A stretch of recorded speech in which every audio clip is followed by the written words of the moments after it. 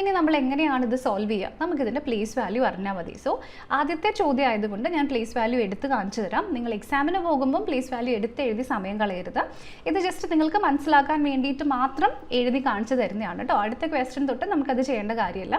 അപ്പോൾ ഈ ടോപ്പിക്ക് നിങ്ങൾ പഠിക്കുന്ന സമയത്ത് രണ്ട് രീതിയിലാണ് ക്വസ്റ്റ്യൻസ് വരിക. സോ ഇതൊരു ഹോട്ട് ടോപ്പിക്കാണ്. ഇതിൻ്റെ അനാലിസിസിൽ നിന്ന് നമുക്ക് മനസ്സിലാവുന്നത്. ഹലോ, എല്ലാവർക്കും നമസ്കാരം. എൻട്രിയുടെ ഡിഗ്രി പ്രിലിംസ് ക്ലാസ്സസിലേക്ക് എല്ലാവർക്കും സ്വാഗതം. ഇന്നത്തെ ക്ലാസ്സിൽ നമ്മൾ വളരെ സ്പെഷ്യൽ ആയിട്ടുള്ള ഒരു കാര്യമാണ് ചെയ്യാനായിട്ട് പോകുന്നത്. ഇതിനു മുൻപ് നടന്നിട്ടുള്ള മുൻ വർഷങ്ങളിലെ ഡിഗ്രി പ്രിലിംസ് എക്സാമിനേഷനിൽ നിന്നും എടുത്തിട്ടുള്ള ക്വസ്റ്റ്യൻസിൻ്റെ അനാലിസിസ് ആണ് നമ്മളിവിടെ നടത്താനായിട്ട് പോകുന്നത്. അപ്പോൾ നമ്മൾ ഇന്ന് ക്വസ്റ്റ്യൻസ് അനലൈസ് ചെയ്യാൻ പോകുന്നത് നമ്മുടെ ഡിഗ്രി പ്രിലിംസിൻ്റെ വളരെ പ്രധാനമായിട്ട് വരുന്ന ഒരു സബ്ജക്റ്റാണ് മെൻ്റൽ എബിലിറ്റി, അല്ലേ? സോ മെൻ്റൽ എബിലിറ്റിയിലെ ഇതിന് മുൻപ് വർഷങ്ങളിൽ നടന്നിട്ടുള്ള എക്സാംസിൽ ചോദിച്ചിട്ടുള്ള ക്വസ്റ്റ്യൻസിൻ്റെ ഒരു അനാലിസിസും ഇതുപോലെയുള്ള ഏതൊക്കെ തരത്തിലുള്ള ചോദ്യങ്ങളാണ് നമുക്ക് ഇനി വരുന്ന എക്സാമിൽ പ്രതീക്ഷിക്കാൻ പറ്റുന്നത് എന്നും ഈ നമ്മുടെ സിലബസിൽ വരുന്ന പ്രകാരമുള്ള സബ് ടോപ്പിക്സിൽ നിന്നുമുള്ള ചോദ്യങ്ങൾക്ക് നമ്മൾക്ക് എങ്ങനെ പ്രിപ്പയർ ചെയ്യാൻ പറ്റും, എന്തൊക്കെയാണ് നിങ്ങൾ മസ്റ്റായിട്ട് അറിഞ്ഞിരിക്കേണ്ടത്, ഏറ്റവും കൂടുതൽ ക്വസ്റ്റ്യൻസ് വരുന്ന ഹോട്ട് ടോപ്പിക്സ് എന്തൊക്കെയാണ് തുടങ്ങിയ കാര്യങ്ങളാണ് ഇന്നത്തെ നമ്മുടെ ക്ലാസ്സിൽ നമ്മൾ ഡിസ്കസ് ചെയ്യാനായിട്ട് പോകുന്നത്.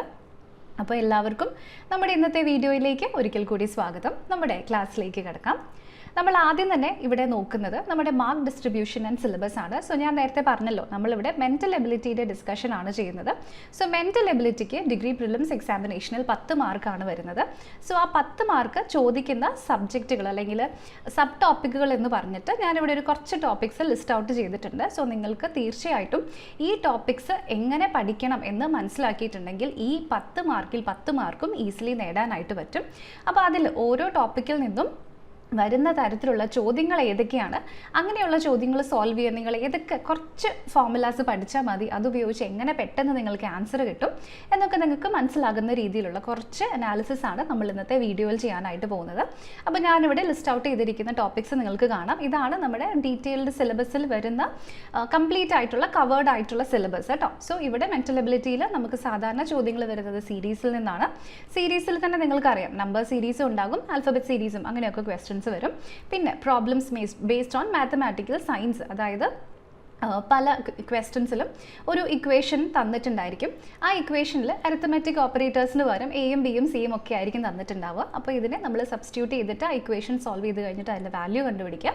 പിന്നെ വരുന്നത് അനാലജിയാണ്, അതായത് തന്നിരിക്കുന്ന വാക്കുകളുടെയോ അക്ഷരങ്ങളുടെയോ നമ്പറുകളുടെയോ ഒക്കെ ബന്ധം കണ്ടുപിടിക്കുന്നതിനെയാണ് നമ്മൾ അനാലജി എന്ന് പറയുന്നത്. ഈ രീതിയിൽ ചോദ്യങ്ങൾ വരാറുണ്ട്. പിന്നെ വരുന്ന ക്വസ്റ്റ്യൻസ് ഓഡ് മാൻ ഔട്ടാണ്. ഓഡ് മാൻ ഔട്ട് പ്രധാനമായിട്ടും വാക്കുകളെ അടിസ്ഥാനമാക്കിയോ അല്ലെങ്കിൽ നമ്പറുകളെ അടിസ്ഥാനമാക്കിയിട്ടാണോ ആയിരിക്കും ക്വസ്റ്റ്യൻസ് വരിക. അടുത്തത് കോഡിംഗ് ആൻഡ് ഡീകോഡിംഗ്. തന്നിരിക്കുന്ന അക്ഷരങ്ങളെയോ അല്ലെങ്കിൽ വാക്കുകളെയോ ഒക്കെ പ്രത്യേക നമ്പർ രൂപത്തിലേക്കോ വേറെ അക്ഷരങ്ങളിലേക്കോ മാറ്റിയിട്ടുണ്ടാകും. അതിനെ നമുക്ക് എങ്ങനെ കണ്ടുപിടിക്കാൻ പറ്റും. പിന്നെ ബ്ലഡ് റിലേഷൻഷിപ്സ് അല്ലെങ്കിൽ family relationships, sense of direction അല്ലെങ്കിൽ direction sense, time and angle. Time and angle നമ്മൾ ഉദ്ദേശിക്കുന്നത് ഒരു ക്ലോക്കിൻ്റെ 2 സൂചികളുടെ ഇടയിലുള്ള ആംഗിളാണ്. ഓക്കെ, അത് അനുസൃതമായിട്ടുള്ള ചോദ്യങ്ങൾ. പിന്നെ ഒരു ക്ലോക്കും അതിനെ മിറർ റിഫ്ലക്ഷനും വരുന്ന ടൈപ്പ് ഓഫ് ചോദ്യങ്ങൾ, ഡേറ്റും കാലണ്ടറും, അതുപോലെ തന്നെ ക്ലറിക്കൽ എബിലിറ്റി. അപ്പോൾ ഇതാണ് നമ്മുടെ ഡീറ്റെയിൽ സിലബസിൽ വരുന്നത്. അപ്പോൾ ഇന്നത്തെ നമ്മുടെ വീഡിയോയിൽ ഞാൻ ചെയ്യാൻ ആയിട്ട് നിങ്ങൾക്ക് കാണിച്ചു തരാനായിട്ട് പോകുന്നത് ഇത്രയേ ഉള്ളൂ. നമ്മളിവിടെ ചെയ്യേണ്ട കാര്യം, ഈ തന്നിരിക്കുന്ന ടോപ്പിക്സ് ഉണ്ടല്ലോ, ഈ തന്നിരിക്കുന്ന സബ് ടോപ്പിക്സിൽ നിന്നും ഇതിന് മുൻപത്തെ വർഷങ്ങളിൽ ചോദിച്ചിട്ടുള്ള 2-3 ടൈപ്പ് ക്വസ്റ്റ്യൻസ് ആണ് ഞാൻ നിങ്ങൾക്ക് പഠിപ്പിച്ച് തരാൻ പോകുന്നത്. സോ ഏകദേശം ബേസിക് കോൺസെപ്റ്റുകൾ വരെ ഡിസ്പ്ലേ ചെയ്യുന്ന രീതിയിലുള്ള ക്വസ്റ്റ്യൻസ് ആയിരിക്കും നമ്മൾ ഇന്ന് വർക്കൗട്ട് ചെയ്യുന്നത്. അപ്പോൾ ബേസിക് കോൺസെപ്റ്റുകൾ നിങ്ങൾക്ക് ഓൾറെഡി അറിയാമെന്നുണ്ടെങ്കിൽ ബേസിക് കോൺസെപ്റ്റുകൾ എക്സ്പ്ലെയിൻ ചെയ്യുന്ന പാർട്ട് നിങ്ങൾ ദയവേത് സ്കിപ്പ് ചെയ്ത് കളയണം. കാരണം ചിലപ്പം ചില കുട്ടികൾക്ക് അത് അറിയില്ലായിരിക്കും. അവർക്ക് വേണ്ടിയിട്ടാണ് നമ്മൾ ഡീറ്റെയിൽഡ് ആയിട്ട് എക്സ്പ്ലെയിൻ ചെയ്ത് കൊടുക്കുന്നത്. അപ്പോൾ നിങ്ങൾക്ക് ഓൾറെഡി കോൺസെപ്റ്റ്സ് അറിയാമെന്നുണ്ടെങ്കിൽ നിങ്ങൾ അതിൽ സമയം കളയേണ്ട കാര്യമില്ല. കോൺസെപ്റ്റ്സിൻ്റെ ഭാഗം ജസ്റ്റ് സ്കിപ്പ് ചെയ്ത് കൊടുത്തേക്കാം. ഓക്കെ, അപ്പോൾ ഇവിടെ നമ്മൾ ഈ തന്നിരിക്കുന്ന ഡീറ്റെയിൽഡ് സിലബസിലെ ഓരോ ടോപ്പിക്സിൽ നിന്നും വരുന്ന ചോദ്യങ്ങൾ ഏത് രീതിയിലാണ് എക്സാമിൽ നമുക്ക് പ്രതീക്ഷിക്കാൻ പറ്റുക, ഇതാണ് നമ്മളിവിടെ ചെയ്യാനായിട്ട് പോകുന്നത്. ഓക്കെ, അപ്പോൾ ഓരോ ടോപ്പിക്കിൽ നിന്നും ഒരു 2-3 ടൈപ്പ് ഓഫ് ക്വസ്റ്റ്യൻസ്, ഏറ്റവും കൂടുതൽ ചോദിക്കുന്ന ടൈപ്പ് ഓഫ് ക്വസ്റ്റ്യൻസ് എടുത്തിട്ടുണ്ട്. അതുകൊണ്ട് തന്നെ നിങ്ങൾക്ക് ഇവിടെ എങ്ങനെയാണ് ഈ വർഷത്തെ എക്സാമിന് പ്രിപ്പയർ ചെയ്യാൻ പറ്റുക എന്ന് സ്വയം മനസ്സിലാക്കാനും പറ്റും. അപ്പോൾ ഇത്രയും എല്ലാവർക്കും ക്ലിയർ ആയിട്ടുണ്ടാവുമെന്ന് കരുതുന്നു. സോ ഞാനിവിടെ ഫസ്റ്റ് എടുത്തിരിക്കുന്ന ടോപ്പിക് എന്ന് പറയുന്നത് കോഡിംഗ് ആൻഡ് ഡീകോഡിംഗ് ആണ്. അപ്പോൾ ഇതിന് മുൻപത്തെ വർഷങ്ങളിൽ ചോദിച്ചിട്ടുള്ള കോഡിംഗ് ആൻഡ് ഡീകോഡിങ്ങിൻ്റെ ചോദ്യങ്ങൾ എങ്ങനെ സോൾവ് ചെയ്യാൻ നോക്കാം. ഇതാണ് നമ്മുടെ ഒന്നാമത്തെ ചോദ്യം. എല്ലാം തന്നെ പ്രീവിയസ് ഇയർ ക്വസ്റ്റ്യൻസ് ആണ്, അനലൈസ് ചെയ്തിട്ടാണ് നമ്മളിവിടെ വീഡിയോ മുന്നോട്ട് പോകുന്നത്. നമ്മുടെ ചോദ്യം, if century is coded as AGL VSTW, what is the code for Sachin? So സെഞ്ച്വറിനെ AGL VSTW എന്ന് കോഡ് ചെയ്തിട്ടുണ്ടെങ്കിൽ സച്ചിനെ നമുക്ക് എങ്ങനെ കോഡ് ചെയ്യാൻ പറ്റും?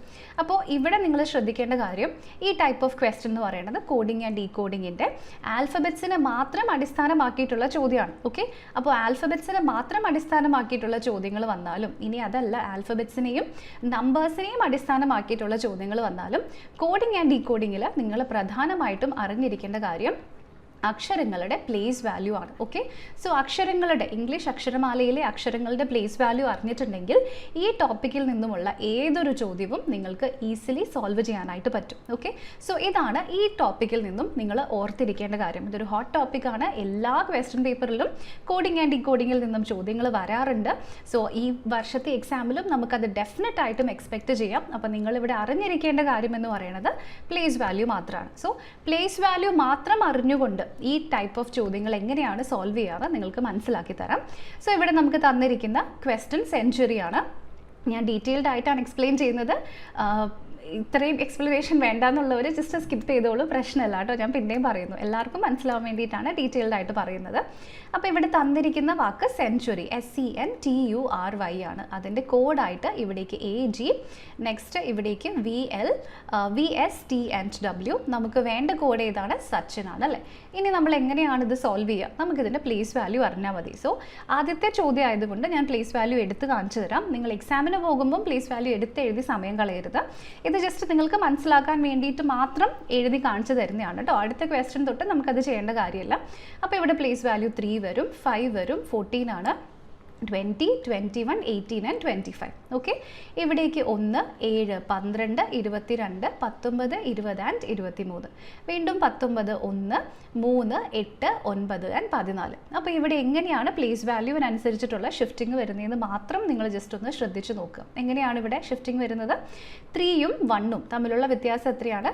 -2 ആണ് അല്ലേ. അങ്ങനെയെങ്കിൽ ഇവിടുത്തെ വ്യത്യാസം എത്രയാണ് വാല്യൂ ആയിട്ട് വരേണ്ടത്? ഇവിടേക്കും -2 തന്നെ വരണം. സോ ഇവിടേക്ക് Q വരണം അല്ലേ. ഇനി ഇവിടെ നോക്കിയിട്ടുണ്ടെങ്കിൽ 5ഉം 7ഉം +2 ആണ്. ഇവിടേക്ക് വീണ്ടും -2, വീണ്ടും ഇവിടേക്ക് +2 ചെയ്തിട്ടുണ്ടെങ്കിൽ C വരണം, വീണ്ടും -2 ചെയ്തിട്ടുണ്ടെങ്കിൽ A വരണം അല്ലേ. ഇനി അതിനുശേഷം ഇവിടേക്ക് വീണ്ടും +2 ആണ്. സോ ഇവിടേക്ക് +2 ചെയ്തിട്ടുണ്ടെങ്കിൽ 10 J വരണം. അപ്പോൾ അങ്ങനെ QCAJ വന്നിരിക്കുന്ന ഒറ്റ ഓപ്ഷനേ ഉള്ളൂ. സോ ഇതായിരിക്കും ഈ ചോദ്യത്തിൻ്റെ ശരിയുത്തരമായിട്ട് വരും. ഓക്കെ, അപ്പോൾ എങ്ങനെയാണ് കോഡിംഗ് ആൻഡ് ഡീകോഡിങ്ങിൽ നിന്നും വന്നിരിക്കുന്ന ചോദ്യം നിങ്ങൾ ജസ്റ്റ് നമ്പർ പ്ലേസ് വാല്യൂ ഉപയോഗിച്ചുകൊണ്ട് സോൾവ് ചെയ്തതെന്ന് എല്ലാവർക്കും മനസ്സിലായല്ലോ. അപ്പോൾ ഈ ഒരു കാര്യം വളരെ വളരെ പ്രധാനമാണ്. ഇത് നിങ്ങൾ എല്ലാവരും ഓർത്തിരിക്കുക. ഓക്കെ, ഇനി ഇതേ ടോപ്പിക്കിൽ നിന്നുള്ള അടുത്തൊരു ക്വസ്റ്റ്യൻ നമുക്ക് അനലൈസ് ചെയ്ത് നോക്കാം. Teacher is written as YJF HMJW, then how education will be written in that code? ഇത് വീണ്ടും അക്ഷരങ്ങളെ മാത്രം അടിസ്ഥാനപ്പെടുത്തിയിട്ടുള്ള ഒരു ചോദ്യമാണ്. അപ്പോൾ ഇതിനെ നമുക്ക് എങ്ങനെ സോൾവ് ചെയ്യാൻ പറ്റും? തന്നിരിക്കുന്ന വാക്ക് ടീച്ചർ ആണ് അല്ലേ, TEACHER. അതിൻ്റെ കോഡായിട്ട് നമുക്ക് തന്നിരിക്കുന്നത് YJ, അതിനുശേഷം ഇവിടേക്ക് H ഉണ്ട്, M ഉണ്ട്, FH ഉണ്ട് കേട്ടോ, F ഉണ്ട്, H ഉണ്ട്, നെക്സ്റ്റ് ഇവിടേക്ക് M, J and W. അപ്പോൾ ഇതിൻ്റെ ഷിഫ്റ്റിംഗ് എങ്ങനെയാണ് നടക്കുന്നതെന്ന് നോക്കുക. നമ്മുടെ ചോദ്യം എഡ്യൂക്കേഷൻ ആണ്, EDU, വീണ്ടും CATION. ഓക്കെ, അപ്പോൾ ഇതെങ്ങനെയാണ് നമുക്ക് സോൾവ് ചെയ്യാൻ പറ്റുക എന്ന് നോക്കുക. ഇതെല്ലാം സ്റ്റാർട്ട് ചെയ്യുന്നത് Jയിലാണ്, എല്ലാം എൻഡ് ചെയ്യുന്നത് Sലാണ്. ഇടയ്ക്ക് അവിടെ കുറച്ച് ലെറ്റേഴ്സ് കോമൺ ആയിട്ട് വരുന്നുണ്ട്. അപ്പോൾ ഇതിൻ്റെ ഷിഫ്റ്റിംഗ് എങ്ങനെയാണെന്ന് നോക്കാൻ നമ്മൾ നമ്പർ പ്ലേസ് വാല്യൂ ഒന്നും എഴുതണ്ട. ഇത് 20ഉം ഇത് 25ഉം ആണ്. എത്രയാണ്? +5 ആണ് വരിക. വീണ്ടും ഇവിടേക്ക് 5ഉം 10ഉം വീണ്ടും +5 ആണ്. 1ഉം 6ഉം +5 ആണ്. വീണ്ടും 3ഉം 8ഉം +5 ആണ്. സോ ത്രൂ ഔട്ട് ഇവിടെ +5 ആണ് കാണിക്കുന്നത് അല്ലേ. അപ്പോൾ ഇവിടേക്ക് +5 ചെയ്തിട്ടുണ്ടെങ്കിൽ നമുക്ക് J കിട്ടും. വീണ്ടും +5 ചെയ്തിട്ടുണ്ടെങ്കിൽ നമുക്ക് ഇവിടേക്ക് I ആണ് വാല്യൂ, 9 വരും. +5 ചെയ്തിട്ടുണ്ടെങ്കിൽ 26 Z വരും. സോ JIZ ഇവിടെ ഓപ്ഷൻ നമ്പർ സിയിൽ മാത്രമേ ഉള്ളൂ. സോ ഓപ്ഷൻ നമ്പർ C ആയിരിക്കും ക്വസ്റ്റ്യൻ്റെ കറക്റ്റ് ആൻസർ ആയിട്ട് വരും. ഓക്കെ, അപ്പോൾ 2 ക്വസ്റ്റ്യൻ നിങ്ങൾ കണ്ടു. ഇത് രണ്ടും 2 വർഷങ്ങളിലെ ചോദ്യങ്ങളാണ്. എല്ലാം ജസ്റ്റ് നമ്മുടെ പ്ലേസ് വാല്യൂവിൻ്റെ ലോജിക് ഉപയോഗിച്ചിട്ടാണ് നമ്മൾ സോൾവ് ചെയ്തിരിക്കുന്നത് അല്ലേ. ഇനി അടുത്ത ചോദ്യം, Y is 50, C is 50, yacht is equal to dash. വീണ്ടും ഇവിടെ അക്ഷരങ്ങളും നമ്പേഴ്സും അടിസ്ഥാനപ്പെടുത്തിയിട്ടുള്ള ചോദ്യമാണ്. അക്ഷരങ്ങളെ നമ്പേഴ്സുമായിട്ട് റിലേറ്റ് ചെയ്യണമെങ്കിൽ അവിടെ പ്ലേസ് വാല്യൂ അല്ലാതെ വേറൊരു ലോജിക്ക് വീണ്ടും നിങ്ങൾക്ക് എടുക്കാനില്ല. സോ കോഡിംഗ് ആൻഡ് ഡീകോഡിംഗ് നിങ്ങൾ ഇവിടെ തന്നിട്ടുണ്ടെങ്കിൽ അത് ആൽഫബറ്റ്സിനെ അടിസ്ഥാനമാക്കിയിട്ടുള്ള ചോദ്യമാണെങ്കിൽ അവിടെ പ്ലേസ് വാല്യൂ മാത്രം നിങ്ങൾ നോക്കിയാൽ മതി. ഓക്കെ, അപ്പോൾ ഈ ക്വസ്റ്റ്യൻ എങ്ങനെ നമുക്ക് സോൾവ് ചെയ്യാൻ പറ്റും? y ഈസ് ഈക്വൽ ടു 50, വീണ്ടും c ഇസ് ഈക്വൽ ടു 50. അടുത്തതായിട്ട് നമുക്ക് തന്നിരിക്കുന്നത് യോട്ട് ആണ് അല്ലേ, YACHT ആണ് തന്നിരിക്കുന്നത്. അപ്പോൾ ഇതിൻ്റെ പ്ലേസ് വാല്യൂ നോക്കുക. വൈയുടെ പ്ലേസ് വാല്യൂ എത്രയാണ്? 25 ആണ്. അതിൻ്റെ ഡബിൾ ആണ് 50. ഇനി ഇവിടേക്ക് നോക്കിയിട്ടുണ്ടെങ്കിൽ 19ഉം 5ഉം വീണ്ടും 1ഉം ഇതിന് എല്ലാം കൂടെ ആഡ് ചെയ്തിട്ടുണ്ടെങ്കിൽ 25 കിട്ടും. അതിൻ്റെ ഡബിൾ ആണ് വീണ്ടും നമുക്ക് ഇവിടേക്ക് തന്നിരിക്കുന്ന 50 അല്ലേ. അപ്പോൾ അതേപോലെ തന്നെയാണ് നമ്മുടെ ആൻസർ വരുന്നതെങ്കിൽ ഇവിടുത്തെ ആൻസറിനെ നമുക്ക് എങ്ങനെ കണ്ടുപിടിക്കാൻ പറ്റും? ഇവിടേക്ക് 25 ഉണ്ട്, ഇവിടേക്ക് 1, വീണ്ടും 3, അതിനുശേഷം 8, വീണ്ടും 20. സോ 20ഉം 25ഉം കൂടെ ആഡ് ചെയ്തിട്ടുണ്ടെങ്കിൽ 45 വരും അല്ലേ. 45ഉം പിന്നെ എത്രയാണ് 12ഉം കൂടെ ആഡ് ചെയ്തിട്ടുണ്ടെങ്കിൽ 57 വരും. 57ൻ്റെ ഇരട്ടി എത്രയാണ്? 114 ആണ്. സോ ഓപ്ഷൻ നമ്പർ സിയിലുള്ള 114 ആണ് ഈ ചോദ്യത്തിൻ്റെ ശരിയുത്തരമായിട്ട് നമുക്ക് ഇവിടേക്ക് വരും. ക്ലിയർ ആയല്ലോ എല്ലാവർക്കും? അപ്പോൾ ഇതാണ് കോഡിംഗ് ആൻഡ് ഡീകോഡിങ്ങിൽ നിന്നും നമുക്ക് മനസ്സിലാക്കേണ്ട കാര്യം. ഇനി അടുത്ത ടോപ്പിക്കിലേക്ക് പോകാം. അടുത്ത ടോപ്പിക് എന്ന് പറയുന്നത് ഫാമിലി റിലേഷൻസ് ആണ്. സോ ഫാമിലി റിലേഷൻ എന്ന് പറയുന്നത് ബ്ലഡ് റിലേഷൻഷിപ്സ് ആണ്. നമ്മുടെയൊക്കെ വീടുകളിലുണ്ട് ബ്ലഡ് റിലേഷൻഷിപ്സ് അല്ലേ. അച്ഛൻ, അമ്മ, സഹോദരൻ, സഹോദരി, നമ്മുടെ വീടുകളിൽ തന്നിരിക്കുന്ന റിലേഷൻസ് തന്നെയാണ് ഇവിടെയും വരിക. അപ്പോൾ കൂടുതൽ ക്വസ്റ്റ്യൻസും 1ഓ 2ഓ ലൈനിലായിരിക്കും വരുന്നത്. സോ നിങ്ങൾക്ക് കഴിയുമെങ്കിൽ ഡയഗ്രാം ഇല്ലാതെ നിങ്ങൾ സോൾവ് ചെയ്യുക. എങ്കിലും നിങ്ങൾ ചെറിയ എന്തെങ്കിലും രീതിയിൽ കൺഫ്യൂഷൻ ഉണ്ടെങ്കിൽ പോലും ഡയഗ്രാം യൂസ് ചെയ്തിട്ട് സോൾവ് ചെയ്യുക. കാരണം അധികം ചോദ്യങ്ങളിലും ആൾക്കാരുടെ പേരിന് പകരം എയും ബിയും സി എന്നൊക്കെയാണ്. അപ്പം ഫോർ എക്സാമ്പിൾ ഇപ്പോൾ വിജയ് എന്ന് കേൾക്കുകയാണെങ്കിൽ ആൺകുട്ടിയാണെന്ന് നിങ്ങൾക്കറിയാം. അതേസമയം എ ആൻഡ് ബി എന്ന് കേൾക്കുമ്പോൾ അത് ആൺകുട്ടിയാണോ പെൺകുട്ടിയാണോ എന്ന് നമുക്ക് മനസ്സിലാക്കാൻ പറ്റില്ല അല്ലേ. സോ പറ്റുമെങ്കിൽ നിങ്ങൾ ഡയഗ്രാം ഇല്ലാതെ സോൾവ് ചെയ്യുക. പക്ഷേ ചെറിയൊരു കൺഫ്യൂഷൻ തോന്നുകയാണെങ്കിൽ പോലും ഡയഗ്രാം ഇല്ലാതെ നിങ്ങൾ സോൾവ് ചെയ്യാൻ നിൽക്കരുത്. ഓക്കെ, അപ്പോൾ ഈ ടൈപ്പിൽ 1-2 ക്വസ്റ്റ്യൻസ് കൂടി ഞാനിവിടെ ജസ്റ്റ് എടുത്തിട്ടുണ്ട് നിങ്ങൾക്ക് മനസ്സിലാകുന്നതിന് വേണ്ടിയിട്ടാണ്. നമ്മുടെ ഒന്നാമത്തെ ചോദ്യം, a son B is married to C, whose sister D is married to E, who is the brother of B? How is C related to E? ഇതാണ് ചോദ്യം. അപ്പോൾ തന്നിരിക്കുന്ന ക്വസ്റ്റ്യൻ വായിക്കുന്ന കൂട്ടത്തിൽ തന്നെ ഡയഗ്രാം വരച്ചു പോവുക. ഫസ്റ്റ് പറയുന്നു A son B is married to C. So എക്ക് ഒരു സൺ ഉണ്ട്, ബി ഇവിടെ മെയിലിനെ നമ്മൾ സൂചിപ്പിക്കുന്നത് പ്ലസ് വെച്ചിട്ടാണ്, എല്ലാവർക്കും അറിയാമായിരിക്കും. Is married to C. അപ്പോൾ സി വൈഫാണ്, പെൺകുട്ടി ആയതുകൊണ്ട് തന്നെ ഇവിടെ മൈനസ് ഇടും. ഹൂസ് സിസ്റ്റർ, ഹൂ എന്ന് ഉദ്ദേശിക്കുന്നത് ആരെയായിരിക്കും? ഹൂവും വിച്ചും എപ്പോഴും തൊട്ടടുത്ത ആളെയാണ് നമ്മൾ ഉദ്ദേശിക്കുന്നുണ്ടാവുക. സോ ഹൂ സിസ്റ്റർ എന്ന് ഉദ്ദേശിക്കുന്നത് സിയുടെ സിസ്റ്റർ ആണ്. D is married to E. Who is the brother of B. So ബിയുടെ ബ്രദർ തന്നെയാണ് സീൻ്റെ സിസ്റ്ററിനെ കല്യാണം കഴിച്ചിരിക്കുന്നത് അല്ലേ. സോ ഇവിടെ ബിയുടെ ബ്രദർ ഉണ്ട് ഈ അയാളാണ് ഇയാളെ ഈ ഒരു പെൺകുട്ടിയെ കല്യാണം കഴിച്ചിരിക്കുന്നത്. സോ ചേച്ചിയെയും അനിയത്തിയെയും ബ്രദേഴ്സാണ് കല്യാണം കഴിച്ചിരിക്കുന്നത്. അതാണ് ഇവിടുത്തെ സിറ്റുവേഷൻ. നമ്മുടെ ചോദ്യം എന്താണ്? How is C related to E എന്നാണ് നമ്മുടെ ചോദ്യം. സോ സി ആരായിരിക്കും? അപ്പോൾ ഈൻ്റെ ബ്രദറിൻ്റെ വൈഫാണ് അല്ലേ. ബ്രദറിൻ്റെ വൈഫ് എന്ന് ഉദ്ദേശിക്കുന്നത് സിസ്റ്റർ ഇൻ ലോ ആണ്. സോ ഡയറക്റ്റ്ലി ഓപ്ഷൻ നമ്പർ എയിലുള്ള സിസ്റ്റർ ഇൻ ലോ ആണ് ഈ ചോദ്യത്തിൻ്റെ ശരിയുത്തരമായിട്ട് നമുക്ക് ഇവിടേക്ക് വരും. ഓക്കെ, അപ്പോൾ ഈ ക്വസ്റ്റ്യൻ നമുക്ക് ഈസി ആയിട്ട് ഡയഗ്രാം ഇവിടെ ABCD ആയതുകൊണ്ട് തന്നെ ഡയഗ്രാം വെച്ചിട്ട് നമുക്ക് സോൾവ് ചെയ്യണം. അപ്പോൾ ഇതെല്ലാവർക്കും മനസ്സിലായല്ലോ. ഇങ്ങനെയാണ് ബ്ലഡ് റിലേഷൻഷിപ്സിൻ്റെ ചോദ്യങ്ങൾ വരുന്നത്. ഇനി അടുത്ത ഒരു ചോദ്യം കൂടെ ഞാൻ തന്നിട്ടുണ്ട്. ഈ ക്വസ്റ്റ്യനിൽ പേരുകളാണ്. അപ്പോൾ ഇത് സോൾവ് ചെയ്യാൻ ഡയഗ്രാം ഇല്ലെങ്കിലും പ്രശ്നമില്ല. Okay, Ram is the brother of son of Madhav son. How is Ram related to Madhav? അപ്പോൾ ഇവിടെ പറഞ്ഞിരിക്കുന്നത് എന്താണ്? മാധവിൻ്റെ മകൻ്റെ ബ്രദറാണ് ഇവിടെ ആര് തന്നിരിക്കുന്ന റാം അല്ലേ. സോ ഇവിടെ നോക്ക്, Ram is the brother of son അല്ല, മാധവിൻ്റെ മകൻ്റെ ബ്രദറാണ് ഇവിടെ ആര്? റാം അല്ലേ. അപ്പോൾ മാധവിൻ്റെ മകൻ്റെ ബ്രദർ എന്ന് വെച്ചാൽ ആരാണ്? അതും മാധവൻ്റെ മകൻ തന്നെയാണ്. സോ മകൻ്റെ മകൻ ആരായിരിക്കും?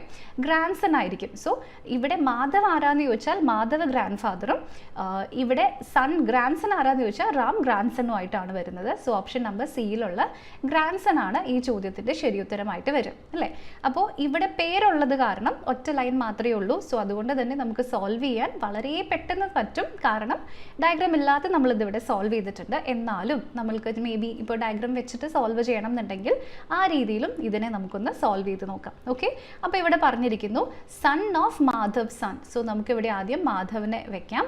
മാധവിൻ്റെ സണ്ണിൻ്റെ ബ്രദറാണ് നമ്മുടെ റാം അല്ലേ. സോ സണ്ണിൻ്റെ ബ്രദർ എന്ന് ഉദ്ദേശിക്കുന്നത് അതും സൺ തന്നെയാണ്. സോ മകൻ്റെ മകൻ എന്ന് പറയുന്നത് ആരായിരിക്കും? ഡെഫിനറ്റ്ലി ഗ്രാൻഡ് സൺ ആയിരിക്കും. സോ ഈ ചോദ്യത്തിൻ്റെ ശരിയുത്തരം ഓപ്ഷൻ നമ്പർ സിയിലുള്ള ഗ്രാൻഡ് സൺ ആയിട്ടാണ് വരിക.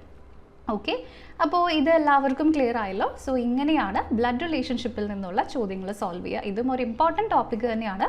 ഇവിടെയും നമുക്ക് ക്വസ്റ്റ്യൻസ് സോൾവ് ചെയ്യാൻ വളരെ എളുപ്പമാണ്. അപ്പോൾ ഇനി നമ്മൾ അടുത്തതായിട്ട് ഡിസ്കസ് ചെയ്യുന്ന ടോപ്പിക് എന്ന് പറയുന്നത് ഡിറക്ഷൻ സെൻസ് അല്ലെങ്കിൽ സെൻസ് ഓഫ് ഡിറക്ഷൻ ആണ്. അപ്പോൾ ഈ ടോപ്പിക്ക് നിങ്ങൾ പഠിക്കുന്ന സമയത്ത് 2 രീതിയിലാണ് ക്വസ്റ്റ്യൻസ് വരിക. സോ ഇതൊരു ഹോട്ട് ടോപ്പിക്കാണ്. ഇതിൻ്റെ അനാലിസിസിൽ നിന്ന് നമുക്ക് മനസ്സിലാവുന്നത്, ഒന്ന് ഡയറക്റ്റ് നമ്മുടെ നോർത്ത് വെസ്റ്റ് ഒക്കെ ഉപയോഗിച്ചിട്ടുള്ള ചോദ്യങ്ങൾ. ഫോർ എക്സാമ്പിൾ, നിങ്ങൾക്കറിയാം ഇവിടെ north, south, east and west ആണ്. അതിൻ്റെ കൂടെ സബ് ഡിറക്ഷൻസ് ആഡ് ചെയ്ത് കഴിയുമ്പോൾ നോർത്ത് ഈസ്റ്റ് വരും, സൗത്ത് ഈസ്റ്റ് വരും, സൗത്ത് വെസ്റ്റും പിന്നെ നോർത്ത് വെസ്റ്റും വരും. ഇങ്ങനെയാണ് വരുന്നത് അല്ലേ. ഇത് നമ്മുടെ ബേസിക് ആയിട്ടുള്ള ഡിറക്ഷൻ. ഇത് വെച്ചിട്ട് നമുക്ക് ചോദ്യങ്ങൾ വരാം. ഇത്ര മീറ്റർ നോർത്തിലേക്ക് പോയി, പിന്നെ ലെഫ്റ്റ് എടുത്തു, പിന്നെ റൈറ്റ് എടുത്തു, അങ്ങനെ ഡിസ്റ്റൻസ് എത്രയാണ് അല്ലെങ്കിൽ ഡിറക്ഷൻ എത്രയാണ് എന്നുള്ള രീതിയിൽ ചോദ്യങ്ങൾ വരാം. ഇത് നമ്മുടെ ഫസ്റ്റ് ടൈപ്പ് ഓഫ് ക്വസ്റ്റ്യൻ ആണ്. ഇനി സെക്കൻഡ് ടൈപ്പ്, ഒരു ടൈപ്പ് ഓഫ് ചോദ്യം കൂടി വരുന്നുണ്ട്. അതിൻ്റെ പേര് നമ്മുടെ പൈതഗോറസ് തിയറമിൻ്റെ ആപ്ലിക്കേഷൻ എന്നാണ്. സോ പൈതഗോറസ് തിയറം ഒക്കെ നമ്മൾ സ്കൂളിൽ തന്നെ പഠിച്ചിട്ടുണ്ട്.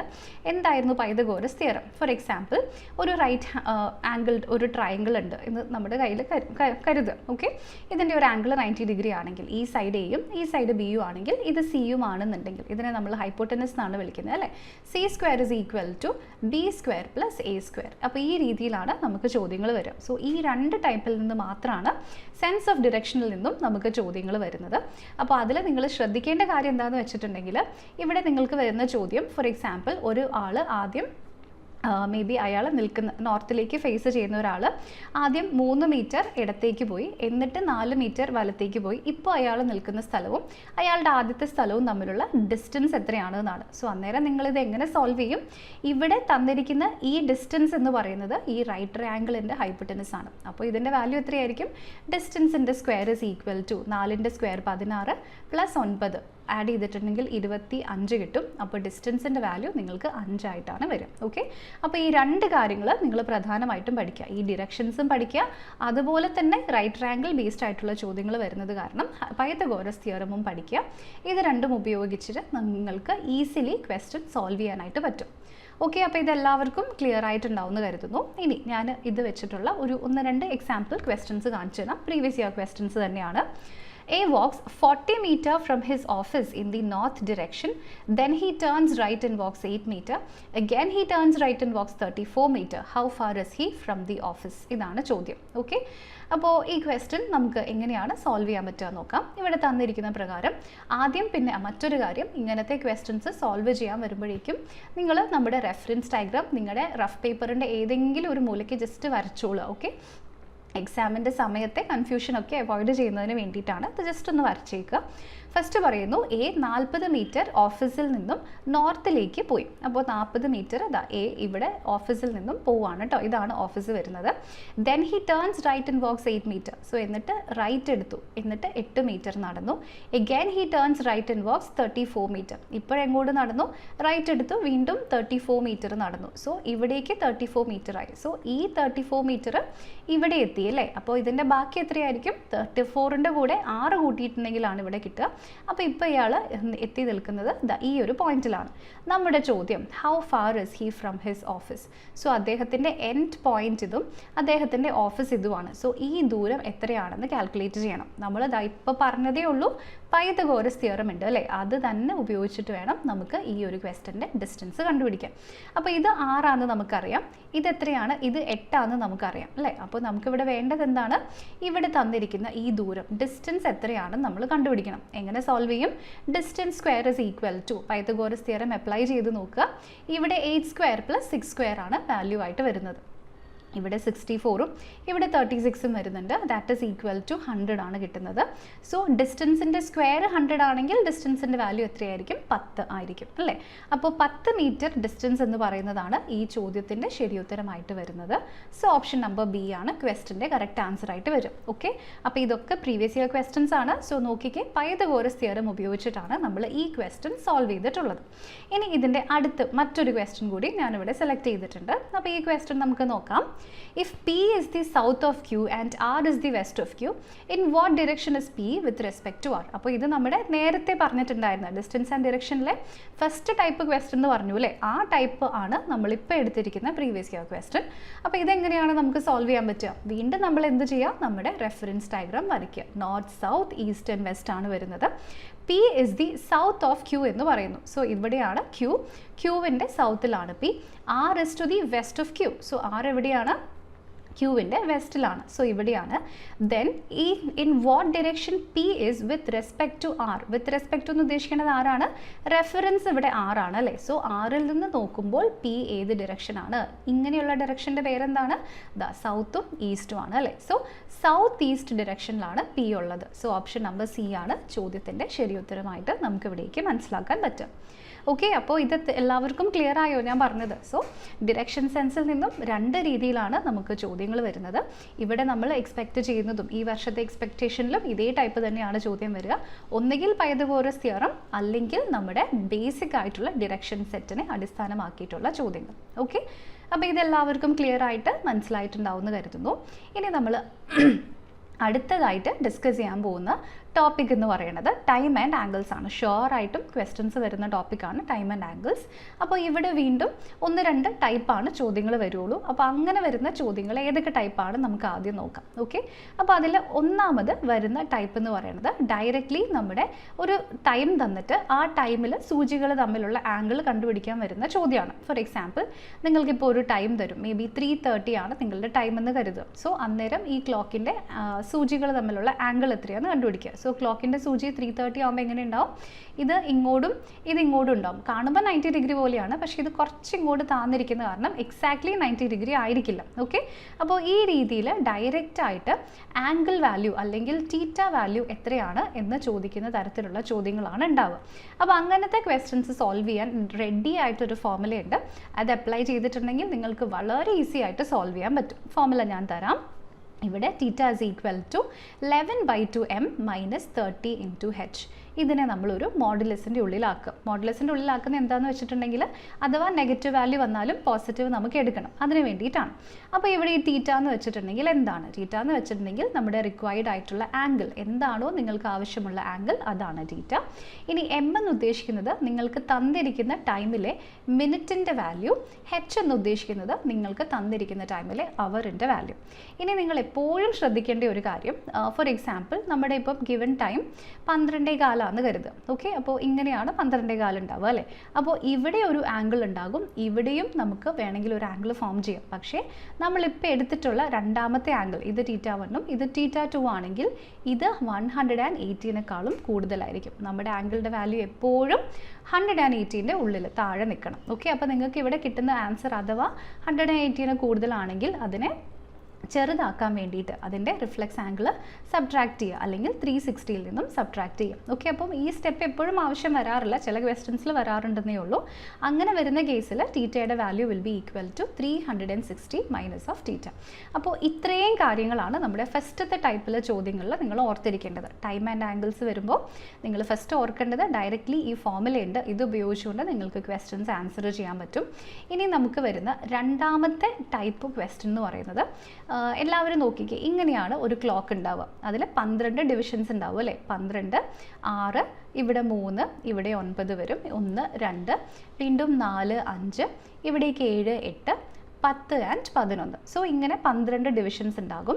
അങ്ങനെ വരുന്ന മൊത്തം ഡിവിഷൻ്റെ വാല്യൂ എത്രയാണ്? ഈ 12 ഡിവിഷൻസിലും കൂടെ നമുക്ക് കിട്ടുന്ന ആംഗിൾ എന്ന് പറയുന്നത് 360 ആണ്. അങ്ങനെയെങ്കിൽ ഒരു ഡിവിഷനിൽ വരുന്ന ആംഗിൾ എത്രയാണ്? 360-നെ 12 കൊണ്ട് ഡിവൈഡ് ചെയ്താൽ നമുക്ക് 30 ഡിഗ്രി കിട്ടും. എന്ന് വെച്ചിട്ടുണ്ടെങ്കിൽ ഈ ഒരു ആംഗിൾ എന്ന് പറയുന്നത് 30 ഡിഗ്രിയാണ്. അപ്പോൾ ചില സമയത്ത് ഈ ഇത്ര മണിക്കൂറാകുമ്പോൾ നമ്മുടെ അവർ ഹാൻഡ് എത്ര ഡിഗ്രി മൂവ് ചെയ്യും എന്നുള്ള രീതിയിൽ ചോദ്യങ്ങൾ വരും. അപ്പോൾ ഒരു ഡിവിഷൻ 30 ഡിഗ്രി ആണെന്ന് നിങ്ങൾക്ക് ഓർക്കാൻ പറ്റിയിട്ടുണ്ടെങ്കിൽ അതിനനുസരിച്ചിട്ടുള്ള ചോദ്യങ്ങൾ നിങ്ങൾക്ക് വളരെ ഈസി ആയിട്ട് ഉത്തരം കണ്ടെത്താനായിട്ട് പറ്റും. ഓക്കെ, അപ്പോൾ ഇത് രണ്ടുമാണ് നിങ്ങൾ ഓർത്തിരിക്കേണ്ട കാര്യം. ആംഗിളിൻ്റെ ഫോർമുല ഓർത്തിരിക്കുക, ഈ ഒരു കാര്യവും ഓർത്തിരിക്കുക. അപ്പോൾ നമ്മുടെ എക്സാമ്പിൾ ചോദ്യം, what is the angle between the our hand and the minute hand at 12:10? നമ്മളിപ്പോൾ ചെയ്തതുപോലെയുള്ള ക്വസ്റ്റ്യൻ ആണ് അല്ലേ. അപ്പോൾ നിങ്ങൾ ഏത് ടൈപ്പ് ഫോളോ ചെയ്യും? ഫസ്റ്റ് ടൈപ്പാണ് നമ്മുടെ ഫോർമുല യൂസ് ചെയ്യണം. സോ നമ്മുടെ ഗിവൻ ടൈമിൻ്റെ വാല്യൂ ഇവിടെ എത്രയാണ് തന്നിരിക്കുന്നത്? Given time is equal to 12:10. അപ്പോൾ ഇവിടെ മിനിറ്റിൻ്റെ വാല്യൂ 10ഉം അവറിൻ്റെ വാല്യൂ 12ഉം ആണ്. ടൈം എങ്ങനെ കാൽക്കുലേറ്റ് ചെയ്യും? Theta is equal to modulus of 11/2m minus of 30 × h. Substitute ചെയ്ത് നോക്കുക. 11/2 ഇൻറ്റു മിനിറ്റിൻ്റെ വാല്യൂ 10 മൈനസ് ഓഫ് ഇവിടെ 30 ഇൻറ്റു ഇവിടുത്തെ വാല്യൂ 12. വാല്യൂ എത്ര കിട്ടും? ഇതിനെ നമ്മൾ ക്യാൻസൽ ചെയ്തിട്ടുണ്ടെങ്കിൽ കിട്ടുന്നത് 5 ആണ്. സോ വീണ്ടും നമുക്ക് ഇവിടേക്ക് 55 മൈനസ് ഓഫ് 360 കിട്ടും. 55നെ 360 നിന്ന് സബ്ട്രാക്ട് ചെയ്താൽ കിട്ടുന്ന ആൻസർ എന്തായിരിക്കും? 180നേക്കാളും കൂടുതലായിരിക്കും അല്ലേ? സോ തീറ്റ എന്ന് പറയുന്നത് ഗ്രേറ്റർ ദാൻ 180 ആകുമ്പോൾ നമ്മൾ എന്ത് ചെയ്യണം എന്നാണ് പറഞ്ഞത്? അതിന് 360യിൽ നിന്നും നമ്മൾ സബ്ട്രാക്ട് ചെയ്യണം. സോ ഈ 360 കളഞ്ഞിട്ടുണ്ടെങ്കിൽ നമുക്ക് ആൻസർ കിട്ടും. Therefore theta is equal to 55 degree ആണ് ചോദ്യത്തിൻ്റെ ശരി ഉത്തരം. എളുപ്പത്തിൽ ഓപ്ഷൻ നമ്പർ ബി ക്വസ്റ്റൻ്റെ കറക്റ്റ് ആൻസർ ആയിട്ട് നമുക്കിവിടെ സെലക്ട് ചെയ്യാൻ പറ്റും. മനസ്സിലായല്ലോ എല്ലാവർക്കും? അപ്പോൾ നമ്മൾ എന്താ ചെയ്തത്? ഡയറക്റ്റ്ലി ഞാൻ നേരത്തെ പറഞ്ഞിട്ടുണ്ടായിരുന്ന ആ ഫോർമുല ഉണ്ടായിരുന്നു, അത് ഡയറക്റ്റ്ലി നമ്മൾ അപ്ലൈ ചെയ്തു, നമ്മുടെ ക്വസ്റ്റൻ്റെ ആൻസർ എളുപ്പത്തിൽ കിട്ടി. ഓക്കെ, അപ്പോൾ ഇതിൽ നിങ്ങൾക്ക് എന്തെങ്കിലും ഡൗട്ട് ഉണ്ട്, അതായത് ഇപ്പം ഇങ്ങനെ ഫോർമുല വന്നു അല്ലെങ്കിൽ ഫോർമുലയിൽ എന്തെങ്കിലും മാറ്റങ്ങളുണ്ടോ, അങ്ങനെ എന്തെങ്കിലും രീതിയിൽ ഈ ടോപ്പിക് സ്പെസിഫിക് ആയിട്ടുള്ള ഡൗട്ട് ഉണ്ടെങ്കിൽ ജസ്റ്റ് കോമൻസിൽ ചോദിച്ചാൽ മതി. കാരണം ഇതൊക്കെ നമ്മൾ ഒരു സെഷനിൽ എക്സ്പ്ലെയിൻ ചെയ്യുന്നതാണ് ഓരോ ടോപ്പിക്കും. അപ്പോൾ അത്രയും കാര്യങ്ങൾ ഒറ്റ ഒരു 2-3 മിനിറ്റിൽ പറഞ്ഞു പോകുമ്പോൾ ചിലപ്പം എന്തെങ്കിലും മനസ്സിലാവായിക വരാൻ സാധ്യതയുണ്ട്. അങ്ങനെ വന്നാൽ കുഴപ്പമില്ല, നിങ്ങൾ കോമൻസിൽ ചോദിച്ചാൽ മതി. ഞാൻ വേണമെങ്കിൽ അതിന് വേണ്ടി ടഫായിട്ടുള്ള ടോപ്പിക്ക് തോന്നുകയാണെങ്കിൽ അതിന് വേണ്ടി വേറൊരു സെഷൻ എടുത്തു തരാം, പ്രശ്നമില്ല. ഓക്കെ, അപ്പോൾ ഇതെല്ലാവർക്കും ക്ലിയർ ആയല്ലോ. ഇനി അടുത്ത ചോദ്യം നോക്കാം. വീണ്ടും അടുത്ത question, what is the angle traced by the minute hand of a clock in 35 minutes? അപ്പോൾ ഒരു ക്ലോക്ക് 35 മിനിറ്റും കൊണ്ട് പോകുന്ന ആംഗിൾ എത്രയാണ്? 35 മിനിറ്റ് എന്ന് വെച്ചിട്ടുണ്ടെങ്കിൽ 12, 1, 2, 3, 4, 5, 6, 7 അല്ലേ? സോ ഇവിടെ നിന്നും ഉള്ള ഹാൻഡ് ഇവിടം വരെ എത്തണം. ഈ ആംഗിൾ എത്രയാണെന്നാണ് നമ്മളോട് ചോദിച്ചിരിക്കുന്നത്. എങ്ങനെയാണ് നമുക്കിത് സോൾവ് ചെയ്യാൻ പറ്റുക? 35 ആവാന്ന് വെച്ചിട്ടുണ്ടെങ്കിൽ നമ്പർ ഓഫ് ഡിവിഷൻസ് എത്രയാണ്? 1, 2 അയ്യോ ഏതൊരെണ്ണം മിസ്സായി. 1, 2, 3, 4, 5, 6, 7 ഇവിടെ നമുക്ക് 7 ഡിവിഷൻസ് ആണ് വരുന്നത്. സോ ഒരു ഡിവിഷനിൽ ഫോം ചെയ്യുന്ന ആംഗിൾ എത്രയായിരുന്നു? എവിടെ പോയി? ഒരു ഡിവിഷനിൽ ഫോം ചെയ്യുന്ന ആംഗിളിൻ്റെ ഫോർമുല നമ്മളിപ്പോൾ കണ്ടുപിടിച്ചതേ ഉള്ളൂ. അത് എത്രയാണ്? 30 ഡിഗ്രി ആണ് അല്ലേ? സോ ഒരു ഡിവിഷൻ 30 ഡിഗ്രി ആണെങ്കിൽ 7 ഡിവിഷൻ്റെ വാല്യൂ എത്രയായിരിക്കും? 210 ഡിഗ്രി ആയിരിക്കും വാല്യൂ ആയിട്ട് വരിക. So directly option number D ആണ് ക്വസ്റ്റൻ്റെ കറക്റ്റ് ആൻസർ ആയിട്ട് ഇവിടേക്ക് വരും. ക്ലിയർ ആയല്ലോ എല്ലാവർക്കും? അപ്പോൾ ഇങ്ങനെയാണ് ഇതിൻ്റെ ആൻസർ കിട്ടുന്നത്. ഇനി അടുത്ത ചോദ്യം, ഒരു ക്വസ്റ്റ്യൻ കൂടി എടുത്തിട്ടുണ്ട്. ഇതേ നമ്മൾ ഞാൻ പറഞ്ഞല്ലോ 2 ടൈപ്പേ ചോദ്യം വരുള്ളൂ. ആ രണ്ടാമത്തെ ടൈപ്പിനെ ഒന്നും കൂടെ ട്വിസ്റ്റ് ചെയ്തിട്ടുള്ള ക്വസ്റ്റ്യൻ ആണിത്. പ്രീവിയസ് ഇയർ ക്വസ്റ്റ്യൻ ശ്രദ്ധിച്ച് നോക്കുക. If the minute hand of a clock has moved 300 degree, then how many degrees has the hour hand moved? എങ്ങനെയാണ് നമുക്കിത് സോൾവ് ചെയ്യാൻ പറ്റുക? ആലോചിച്ച് നോക്കുക. ഇത് എത്ര ഡിഗ്രി? 300 ഡിഗ്രി മൂവ് ചെയ്തു എന്നാണ് പറയുന്നത് അല്ലേ? സോ ഇവിടെ നമ്മുടെ മിനിറ്റ് ഹാൻഡിൻ്റെ മൂവ്മെൻറ്റ്, സോ മിനിറ്റ് ഹാൻഡ് എത്ര ഡിഗ്രി മൂവ് ചെയ്തു? ഇവിടെ 300 ഡിഗ്രി മൂവ് ചെയ്തു. ഓക്കെ, അങ്ങനെയെങ്കിൽ നമുക്കറിയാം ഒരു ഡിവിഷനിൽ ഇത് മൂവ് ചെയ്യുന്നത് എത്രയായിരിക്കും? 30 ഡിഗ്രിയാണ്. അങ്ങനെയെങ്കിൽ എത്ര ഡിവിഷൻ ഇത് മൂവ് ചെയ്തിട്ടുണ്ടായിരിക്കും? Number of division will be equal to എത്രയായിരിക്കും മൂവ് ചെയ്തിട്ടുണ്ടാവുക? ഇവിടെ 300 ഡിവൈഡഡ് ബൈ 30. ഇത് 10 ഡിവിഷൻ മൂവ് ചെയ്താൽ മാത്രമാണ് 360 ഡിഗ്രി മൂവ് ചെയ്യൂ, അല്ല 300 ഡിഗ്രി മൂവ് ചെയ്യുള്ളൂ അല്ലേ? സോ ഇവിടെയുള്ള 12ഉം ഇവിടെയുള്ള 10ഉം ഈ ആംഗിളാണ്, ഇത്രയും വാല്യൂ ആണ് നമുക്ക് ഇവിടേക്ക് 300 ഡിഗ്രി ആയിട്ട് കിട്ടുന്നത്. അപ്പോൾ 10 ഡിവിഷൻ ഇത് മൂവ് ചെയ്യുമ്പോൾ നമുക്ക് കിട്ടുന്ന വാല്യൂ എത്രയാണ്? 300 ഡിഗ്രിയാണ്. അങ്ങനെയെങ്കിൽ നമ്മുടെ ചോദ്യം എന്താണ്? ഈ ഒരു നമ്മുടെ അവർ ഹാൻഡ് ഈ ഗ്യാപ്പിൽ എത്ര മൂവ് ചെയ്തിട്ടുണ്ടാകും എന്നാണ് നമ്മുടെ ക്വസ്റ്റ്യൻ. അപ്പോൾ ഇതെങ്ങനെയാണ് നമുക്ക് സോൾവ് ചെയ്യാൻ പറ്റുക? ആലോചിച്ച് നോക്കിക്കേ. ഇവിടെ നമ്മുടെ അവർ ഹാൻഡിന് ഒരു കംപ്ലീറ്റ് റൊട്ടേഷൻ അല്ലെങ്കിൽ ഒരു കംപ്ലീറ്റ് റെവല്യൂഷൻ തികയ്ക്കണമെങ്കിൽ വേണ്ടത് 12 മണിക്കൂറാണ്. ആലോചിച്ച് നോക്കുക. അതാ ഇവിടം തൊട്ട് ഇത് ഇവിടം വരെ മൂവ് ചെയ്യണം എങ്കിൽ മാത്രമാണ് 12 മണി തൊട്ട് അടുത്ത 12 മണി ആകുമ്പോഴാണ് നമ്മുടെ അവർ ഹാൻഡിൻ്റെ കേസിൽ ഒരു കംപ്ലീറ്റ് റെവല്യൂഷൻ നടക്കുക. സോ 360 ഡിഗ്രിക്ക് പോകണമെങ്കിൽ അതിന് 12 മണിക്കൂർ വേണം. അപ്പോൾ ഇത് 1 മണിക്കൂറിൽ എത്ര മൂവ് ചെയ്യുന്നുണ്ടാവും? 1 മണിക്കൂറിൽ ആകെ 30 ഡിഗ്രി ആയിരിക്കും ഇത് മൂവ് ചെയ്യുന്നുണ്ടാവുക. ആലോചിച്ച് നോക്കുക. ഓക്കെ, അങ്ങനെയെങ്കിൽ 1 മണിക്കൂർ എന്ന് ഉദ്ദേശിക്കുന്നത് എന്താണ്? 60 മിനിറ്റ് ആണ് അല്ലേ? സോ 60 മിനിറ്റിൽ ഇത് മൂവ് ചെയ്യുന്നത് എത്രയായിരിക്കും? വെറും 1/2 ഡിഗ്രി ആയിരിക്കും. സോ 60 മിനിറ്റിൽ ഇത് മൂവ് ചെയ്യുന്നത് 1/2 ഡിഗ്രിയാണ്. അപ്പോൾ ഇത് എത്ര തവണ പോയി? ഇത് 10 ഡിവിഷൻ പോയി. സോ 10 ഡിവിഷനിൽ അപ്പം ഇത് എത്രയായിരിക്കും മൂവ് ചെയ്തിട്ടുണ്ടാവുക? 10 ഡിവിഷനിൽ ഇത് നേരെ മൂവ് ചെയ്തിട്ടുണ്ടാവുക ആകെ 25 ഡിഗ്രി മാത്രമായിരിക്കും അല്ലേ? അപ്പോൾ അങ്ങനെ നോക്കുമ്പോൾ നമ്മുടെ ചോദ്യത്തിൻ്റെ ശരിയുത്തരം ഏതായിരിക്കും? ഇവിടെ നമ്മുടെ ക്വസ്റ്റ്യൻ്റെ കറക്റ്റ് ആൻസർ ഇത് 300 ഡിഗ്രി. ഇതൊരു റെവല്യൂഷൻ കംപ്ലീറ്റ് ആക്കിയിട്ട് പോലും ഇല്ല. അങ്ങനെ നോക്കുമ്പോൾ നമ്മുടെ ആൻസർ എങ്ങനെയാണ് നമുക്കിവിടെ കിട്ടുക? അപ്പോൾ ഇവിടെ 60 മിനിറ്റിൽ ഇത് പോകുന്നത് ആകെ 30 ഡിഗ്രിയാണ് അല്ലേ. അപ്പോൾ ഇത് 1 മിനിറ്റിൽ പോകുന്നത് വെറും 1/2 ഡിഗ്രി മാത്രമാണ് ഉണ്ടാവുക അല്ലേ. അപ്പോൾ ഇത് 1 മിനിറ്റിൽ 1/2 ഡിഗ്രിയാണ് പോകുന്നതെങ്കിൽ 10 ഡിവിഷൻ എന്ന് പറയുന്നത് എത്രയാണ്? 50 മിനിറ്റാണ്. അപ്പോൾ ഇത് എത്ര ഡിഗ്രി മൂവ് ചെയ്തിട്ടുണ്ടാകും? 50 മിനിറ്റിൽ ഇതിന് ആകെ മൂവ് ചെയ്യാൻ പറ്റിയിട്ടുള്ളതിൻ്റെ വാല്യൂ എത്രയായിരിക്കും? അതിൻ്റെ 1/2 ഡിഗ്രി വെച്ച് നമ്മൾ എടുത്തിട്ടുണ്ടെങ്കിൽ ആൻസർ കിട്ടും അല്ലേ. So 50 divided by 2, so 25 degrees ആയിരിക്കും നമ്മുടെ ആൻസർ ആയിട്ട് വരിക. സോ ഓപ്ഷൻ നമ്പർ എ ആണ് ക്വസ്റ്റൻ്റെ കറക്റ്റ് ആൻസർ ആയിട്ട് വരുന്നത്. സോ നമ്മൾ നേരത്തെ പറഞ്ഞ അതേ കാര്യം തന്നെയാണ് ഇവിടെ അവർ ഹാൻഡും കൂടെ വന്ന് ക്വസ്റ്റൻ ഒന്നും കൂടെ ട്വിസ്റ്റ് ചെയ്തു എന്ന് മാത്രമേ ഉള്ളൂ. പക്ഷേ ഇതും നമുക്ക് അതേ കോൺസെപ്റ്റ് വെച്ചിട്ട് സോൾവ് ചെയ്യാൻ പറ്റും. ഓക്കെ, അപ്പോൾ ഈ പറഞ്ഞതും എല്ലാവർക്കും മനസ്സിലായിട്ടുണ്ടാവുമെന്ന് കരുതുന്നു. ഞാൻ പറഞ്ഞല്ലോ ഇതൊക്കെ ഒരു സെഷനിൽ എടുത്ത് തീർക്കേണ്ട ടോപ്പിക്കാണ്. അപ്പോൾ ടോപ്പിക്കിൻ്റെ ഉള്ളിൽ എന്തെങ്കിലും ഡൗട്ട് ഉണ്ടെങ്കിൽ ജസ്റ്റ് ചോദിച്ചാൽ മതി. ഓക്കെ, ഇനി അടുത്തതായിട്ട് നമ്മൾ ഡിസ്കസ് ചെയ്യാൻ പോകുന്നത് നമ്മുടെ മിറർ ബേസ്ഡ് ആയിട്ടുള്ള ചോദ്യങ്ങളാണ്. അത് ഡീറ്റെയിൽഡ് ആയിട്ട് നമ്മുടെ ലാസ്റ്റത്തെ ഇതിൽ വരുന്നുണ്ട്. അതിനു മുമ്പ് നമ്മളിവിടെ ഡിസ്കസ് ചെയ്യുന്നത് സീരീസ് ആണ്. അപ്പോൾ സീരീസ് എന്ന് വെച്ചിട്ടുണ്ടെങ്കിൽ എല്ലാവർക്കും അറിയാം ആൽഫബറ്റ് ബേസ്ഡ് ആയിട്ട് സീരീസ് വരാം, നമ്പർ ബേസ്ഡ് ആയിട്ടൊക്കെ വരാം. അപ്പം കൂടുതലും ഇതിൽ ചോദ്യങ്ങൾ വരുന്നത് നമ്പർ ബേസ്ഡ് സീരീസ് ആണ്. അപ്പോൾ നമ്പർ സീരീസ് വരുമ്പോൾ നിങ്ങൾ ഏറ്റവും ആദ്യം ചെയ്യേണ്ട കാര്യം തന്നിരിക്കുന്ന നമ്പേഴ്സിൽ ഫെമിലിയർ ആയിട്ടുള്ള നമ്പേഴ്സ് ഉണ്ടോ എന്ന് നോക്കുക. അതായത് ക്യൂബുകളോ സ്ക്വയറുകളോ പ്രൈം നമ്പറുകളോ ഉണ്ടോ എന്ന് നോക്കുക. അതുണ്ടെങ്കിൽ അത് വെച്ചിട്ട് ഒരു കോൺസെപ്റ്റ് വരാൻ സാധ്യതയുണ്ട്. ഇനി അതിൻ്റെ ക്യൂബോ സ്ക്വയറോ ഉണ്ടെങ്കിൽ അതിൻ്റെ അടുത്ത നമ്പേഴ്സും ഫെമിലിയർ നമ്പേഴ്സ് ആയിട്ട് തന്നെ കൺസിഡർ ചെയ്യാം. അല്ലെങ്കിൽ നിങ്ങൾ ചെയ്യേണ്ട കാര്യം സീരീസിൻ്റെ നേച്ചർ എന്താണെന്ന് നോക്കുക. അതായത് ഇത് ഇൻക്രീസിങ് സീരീസ് ആണോ അല്ലെങ്കിൽ ഡിക്രീസിങ് സീരീസ് ആണോ എന്ന് നിങ്ങൾ കൺസിഡർ ചെയ്യണം. ഇൻക്രീസിങ് ആണെങ്കിൽ തന്നെ പെട്ടെന്ന് ഇൻക്രീസ് ചെയ്യുകയാണെങ്കിൽ അത് മൾട്ടിപ്ലിക്കേഷനും, മെല്ലെ ഇൻക്രീസ് ചെയ്യുകയാണെങ്കിൽ അഡിഷനുമായിരിക്കും വരിക. ഇനി ഡിക്രീസിങ് ആണെങ്കിലോ പെട്ടെന്ന് ഡിക്രീസ് ചെയ്യുകയാണെങ്കിൽ അത് ഡിവിഷൻ ബേസ്ഡ് ആയിട്ടുള്ള സീരീസും, വീണ്ടും മെല്ലെ ഡിക്രീസ് ചെയ്യുകയാണെങ്കിൽ അത് സബ്ട്രാക്ഷൻ ബേസ്ഡ് ആയിട്ടുള്ള സീരീസുമായിട്ടാണ് വരിക. അപ്പോൾ ഇതും നിങ്ങൾ മസ്റ്റായിട്ട് ഓർത്തിരിക്കും. ഓക്കെ, അപ്പോൾ ഇത്രയും കാര്യങ്ങൾ നിങ്ങളുടെ മനസ്സിൽ വെക്കേണ്ടതാണ്. ഇനി നമുക്ക് കുറച്ച് എക്സാമ്പിൾസ് നോക്കാം. നമ്മുടെ ഒന്നാമത്തെ ചോദ്യം സീരീസിൽ നിന്നും find the odd man out ആണ് നമ്മുടെ ചോദ്യം. ഇവിടെ 8, 27, 64, 100, 125, 216, 343. സോ അപ്പോൾ ഈ ടോപ്പിക്കിനെ നമ്മൾ അനലൈസ് ചെയ്തപ്പോൾ നമ്മൾ എന്താ കണ്ടുപിടിച്ചത്? ഫസ്റ്റത്തെ സ്റ്റെപ്പ് ഫെമിലിയർ നമ്പർ ഉണ്ടോ എന്ന് നോക്കണം അല്ലേ. നമ്മളിവിടെ നോക്കുമ്പോൾ ഫെമിലിയർ നമ്പേഴ്സ് ഉണ്ടോ? എല്ലാം തന്നെ ഫെമിലിയർ നമ്പേഴ്സാണ്. 8നെ നമുക്ക് 2 ക്യൂബ് ആയിട്ട് എഴുതാം, 27നെ 3 ക്യൂബ് ആയിട്ട് എഴുതാം, 64നെ 4 ക്യൂബ് ആയിട്ട് എഴുതാം, 100നെ 10 സ്ക്വയർ ആയിട്ട് എഴുതാം, 125നെ 5 ക്യൂബ് ആയിട്ട് എഴുതാം, 216നെ 6 ക്യൂബ് ആയിട്ടും 343നെ 7 ക്യൂബ് ആയിട്ടും എഴുതാം അല്ലേ. ഇത്രയും നമുക്ക് കിട്ടി. പക്ഷേ നമുക്ക് ഈ കൂട്ടത്തിൽ ഡിഫറെൻ്റ് ആയിട്ടുള്ളത് ആരാണെന്ന് ചോദിച്ചാൽ ഒറ്റയടിക്ക് പറയാൻ പറ്റും ഇതാണ്. റീസൺ എന്താണ്?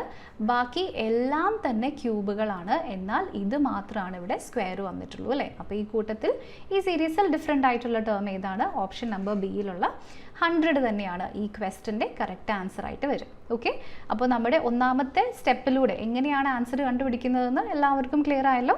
ഇനി ഈ ടൈപ്പിൽ മറ്റൊരു ചോദ്യം നമുക്ക് നോക്കാം. സോ അടുത്ത ചോദ്യം വീണ്ടും find the missing number in the series 315-255-1023. So ഇവിടെ ഏതെങ്കിലും ഫെമിലിയർ നമ്പേഴ്സ് ഉണ്ടോ തന്നിരിക്കുന്നതിൽ? ഇല്ല, ഫെമിലിയർ നമ്പേഴ്സ് സ്ക്വയറും ക്യൂബും ഒന്നുമില്ല. പിന്നെ നമ്മൾ നോക്കേണ്ടത് എന്താണ്? സീരീസിൻ്റെ നേച്ചർ. ഇൻക്രീസിങ് ആണോ? ഇൻക്രീസിങ് ആണെങ്കിൽ എങ്ങനെ? ഡിക്രീസിങ് ആണോ? ഡിക്രീസിങ് ആണെങ്കിൽ എങ്ങനെ? 3യിൽ നിന്ന് ഇൻക്രീസ് ചെയ്യുന്നു. സോ ഇതൊരു ഇൻക്രീസിങ് സീരീസ് ആണ്. അപ്പോൾ ഇൻക്രീസിങ് ആണെന്ന് മനസ്സിലായാൽ പിന്നെ ചെക്ക് ചെയ്യേണ്ടത് എന്താണ്? എങ്ങനെ ഇൻക്രീസ് ചെയ്യുന്നു എന്നാണ് അടുത്തത് നോക്കേണ്ടത് അല്ലേ. സോ 3 എന്ന് പറയുന്ന ഒരു ഒറ്റ ഡിജിറ്റ് നമ്പർ ഒരു 4 ഡിജിറ്റ് നമ്പറിലേക്ക് ഇൻക്രീസ് ചെയ്ത് പോവാണ്. അപ്പോൾ ഇത് പെട്ടെന്ന് ഇൻക്രീസ് ആണോ മെല്ലെ ഇൻക്രീസ് ആണോ? പെട്ടെന്നുള്ള ഇൻക്രീസ് ആണ് അല്ലേ. അതിനെ നമുക്ക് മേ ബി റാപ്പിഡ് ഇൻക്രീസ് എന്ന് പറയാം. റാപ്പിഡ് ഇൻക്രീസ് വരുന്ന സീരീസ് എപ്പോഴും മൾട്ടിപ്ലിക്കേഷനെ അടിസ്ഥാനമാക്കിയിട്ടുള്ള സീരീസ് ആയിരിക്കും. Okay, so with respect to multiplication ഈ ക്വസ്റ്റ്യൻ നമുക്ക് സോൾവ് ചെയ്ത് നോക്കാം. ഓക്കെ, അപ്പോൾ ഇത്രയും കാര്യങ്ങൾ നിങ്ങൾ ക്വസ്റ്റ്യൻ സോൾവ് ചെയ്യാൻ പേനയും പേപ്പറും കയ്യിലെടുക്കുന്നതിന് മുൻപ് നിങ്ങളുടെ മനസ്സിലൂടെ പോകണം. ഇത് ഒരു റാപ്പിഡ് ഇൻക്രീസ് കാണിക്കുന്ന സീരീസ് ആണ്. അപ്പോൾ അതുകൊണ്ട് തന്നെ ഇവിടെ മൾട്ടിപ്ലിക്കേഷൻ ആയിരിക്കും വരിക എന്നുള്ള ഒരു കൺക്ലൂഷനിൽ എത്തിയതിന് ശേഷം വേണം നിങ്ങൾ സോൾവ് ചെയ്യാൻ. അല്ലാതെ വെറുതെ എല്ലാം പോയി ട്രൈ ചെയ്ത് സോൾവ് ചെയ്ത് സമയം കളയരുത്. ഓക്കെ, അപ്പോൾ ഇവിടേക്ക് 3, നെക്സ്റ്റ് വരുന്നത് 15, അടുത്തത് ക്വസ്റ്റ്യൻ മാർക്കാണ്, വീണ്ടും 255, അതിനുശേഷം 1023. വിത്ത് റെസ്പെക്ട് ടു മൾട്ടിപ്ലിക്കേഷൻ അനുസരിച്ച് ഇതിനെ എങ്ങനെയൊക്കെ സോൾവ് ചെയ്യാൻ പറ്റും? ആദ്യം നമുക്ക് വേണമെങ്കിൽ ഇതിനെ ഇൻറ്റു 5 എന്ന് എടുക്കാം, അല്ലെങ്കിൽ ഇതിനെ നമുക്ക് 4ൻ്റെ മൾട്ടിപ്പിൾ ആയിട്ട് ഇൻറ്റു 4 + 3 ആയിട്ട് എടുക്കാം. ഓക്കെ, അപ്പോൾ ഇവിടെ എന്താണെന്ന് അറിയില്ല, ഇവിടെ എന്താണെന്ന് അറിയില്ല. ഇതിനെ രണ്ടിനെയും വീണ്ടും 255 ഇൻറ്റു 4 ചെയ്ത് എത്ര കിട്ടും? 1020 ആണ് വരുന്നത് അല്ലേ? 255 ഇൻറ്റു 4 ചെയ്താൽ 250 ഇൻറ്റു 4 ചെയ്താൽ 1000, 5 ഇൻറ്റു 4 ചെയ്താൽ 20, സോ 1020. അപ്പോൾ ഇൻറ്റു 4 അതിനുശേഷം +3 ആണ്. അപ്പോൾ ഇതിൽ നമുക്ക് ചൂസ് ചെയ്യാൻ പറ്റുന്ന ലോജിക്ക് ഏതാണ്? ഇൻറ്റു 5ന് പകരം ഇതിനെ നമുക്ക് ചൂസ് ചെയ്യാം. അങ്ങനെയെങ്കിൽ ഇവിടേക്ക് ഇൻറ്റു 4 + 3 വരണം, ഇവിടേക്കും ഇൻറ്റു 4 + 3 വരണം. 15 ഇൻറ്റു 4 60 + 3 63 വരണം. 63 ഇൻറ്റു 4 252 + 3 255 കറക്റ്റ് വരും. സോ ഈ ചോദ്യത്തിൻ്റെ ശരിയുത്തരം അപ്പോൾ ഏതായിരിക്കും? ഓപ്ഷൻ നമ്പർ ഡിയിലുള്ള 63 ആയിരിക്കും ക്വസ്റ്റ്യൻ്റെ കറക്റ്റ് ആൻസർ ആയിട്ട് നമുക്ക് ഇവിടേക്ക് വരും.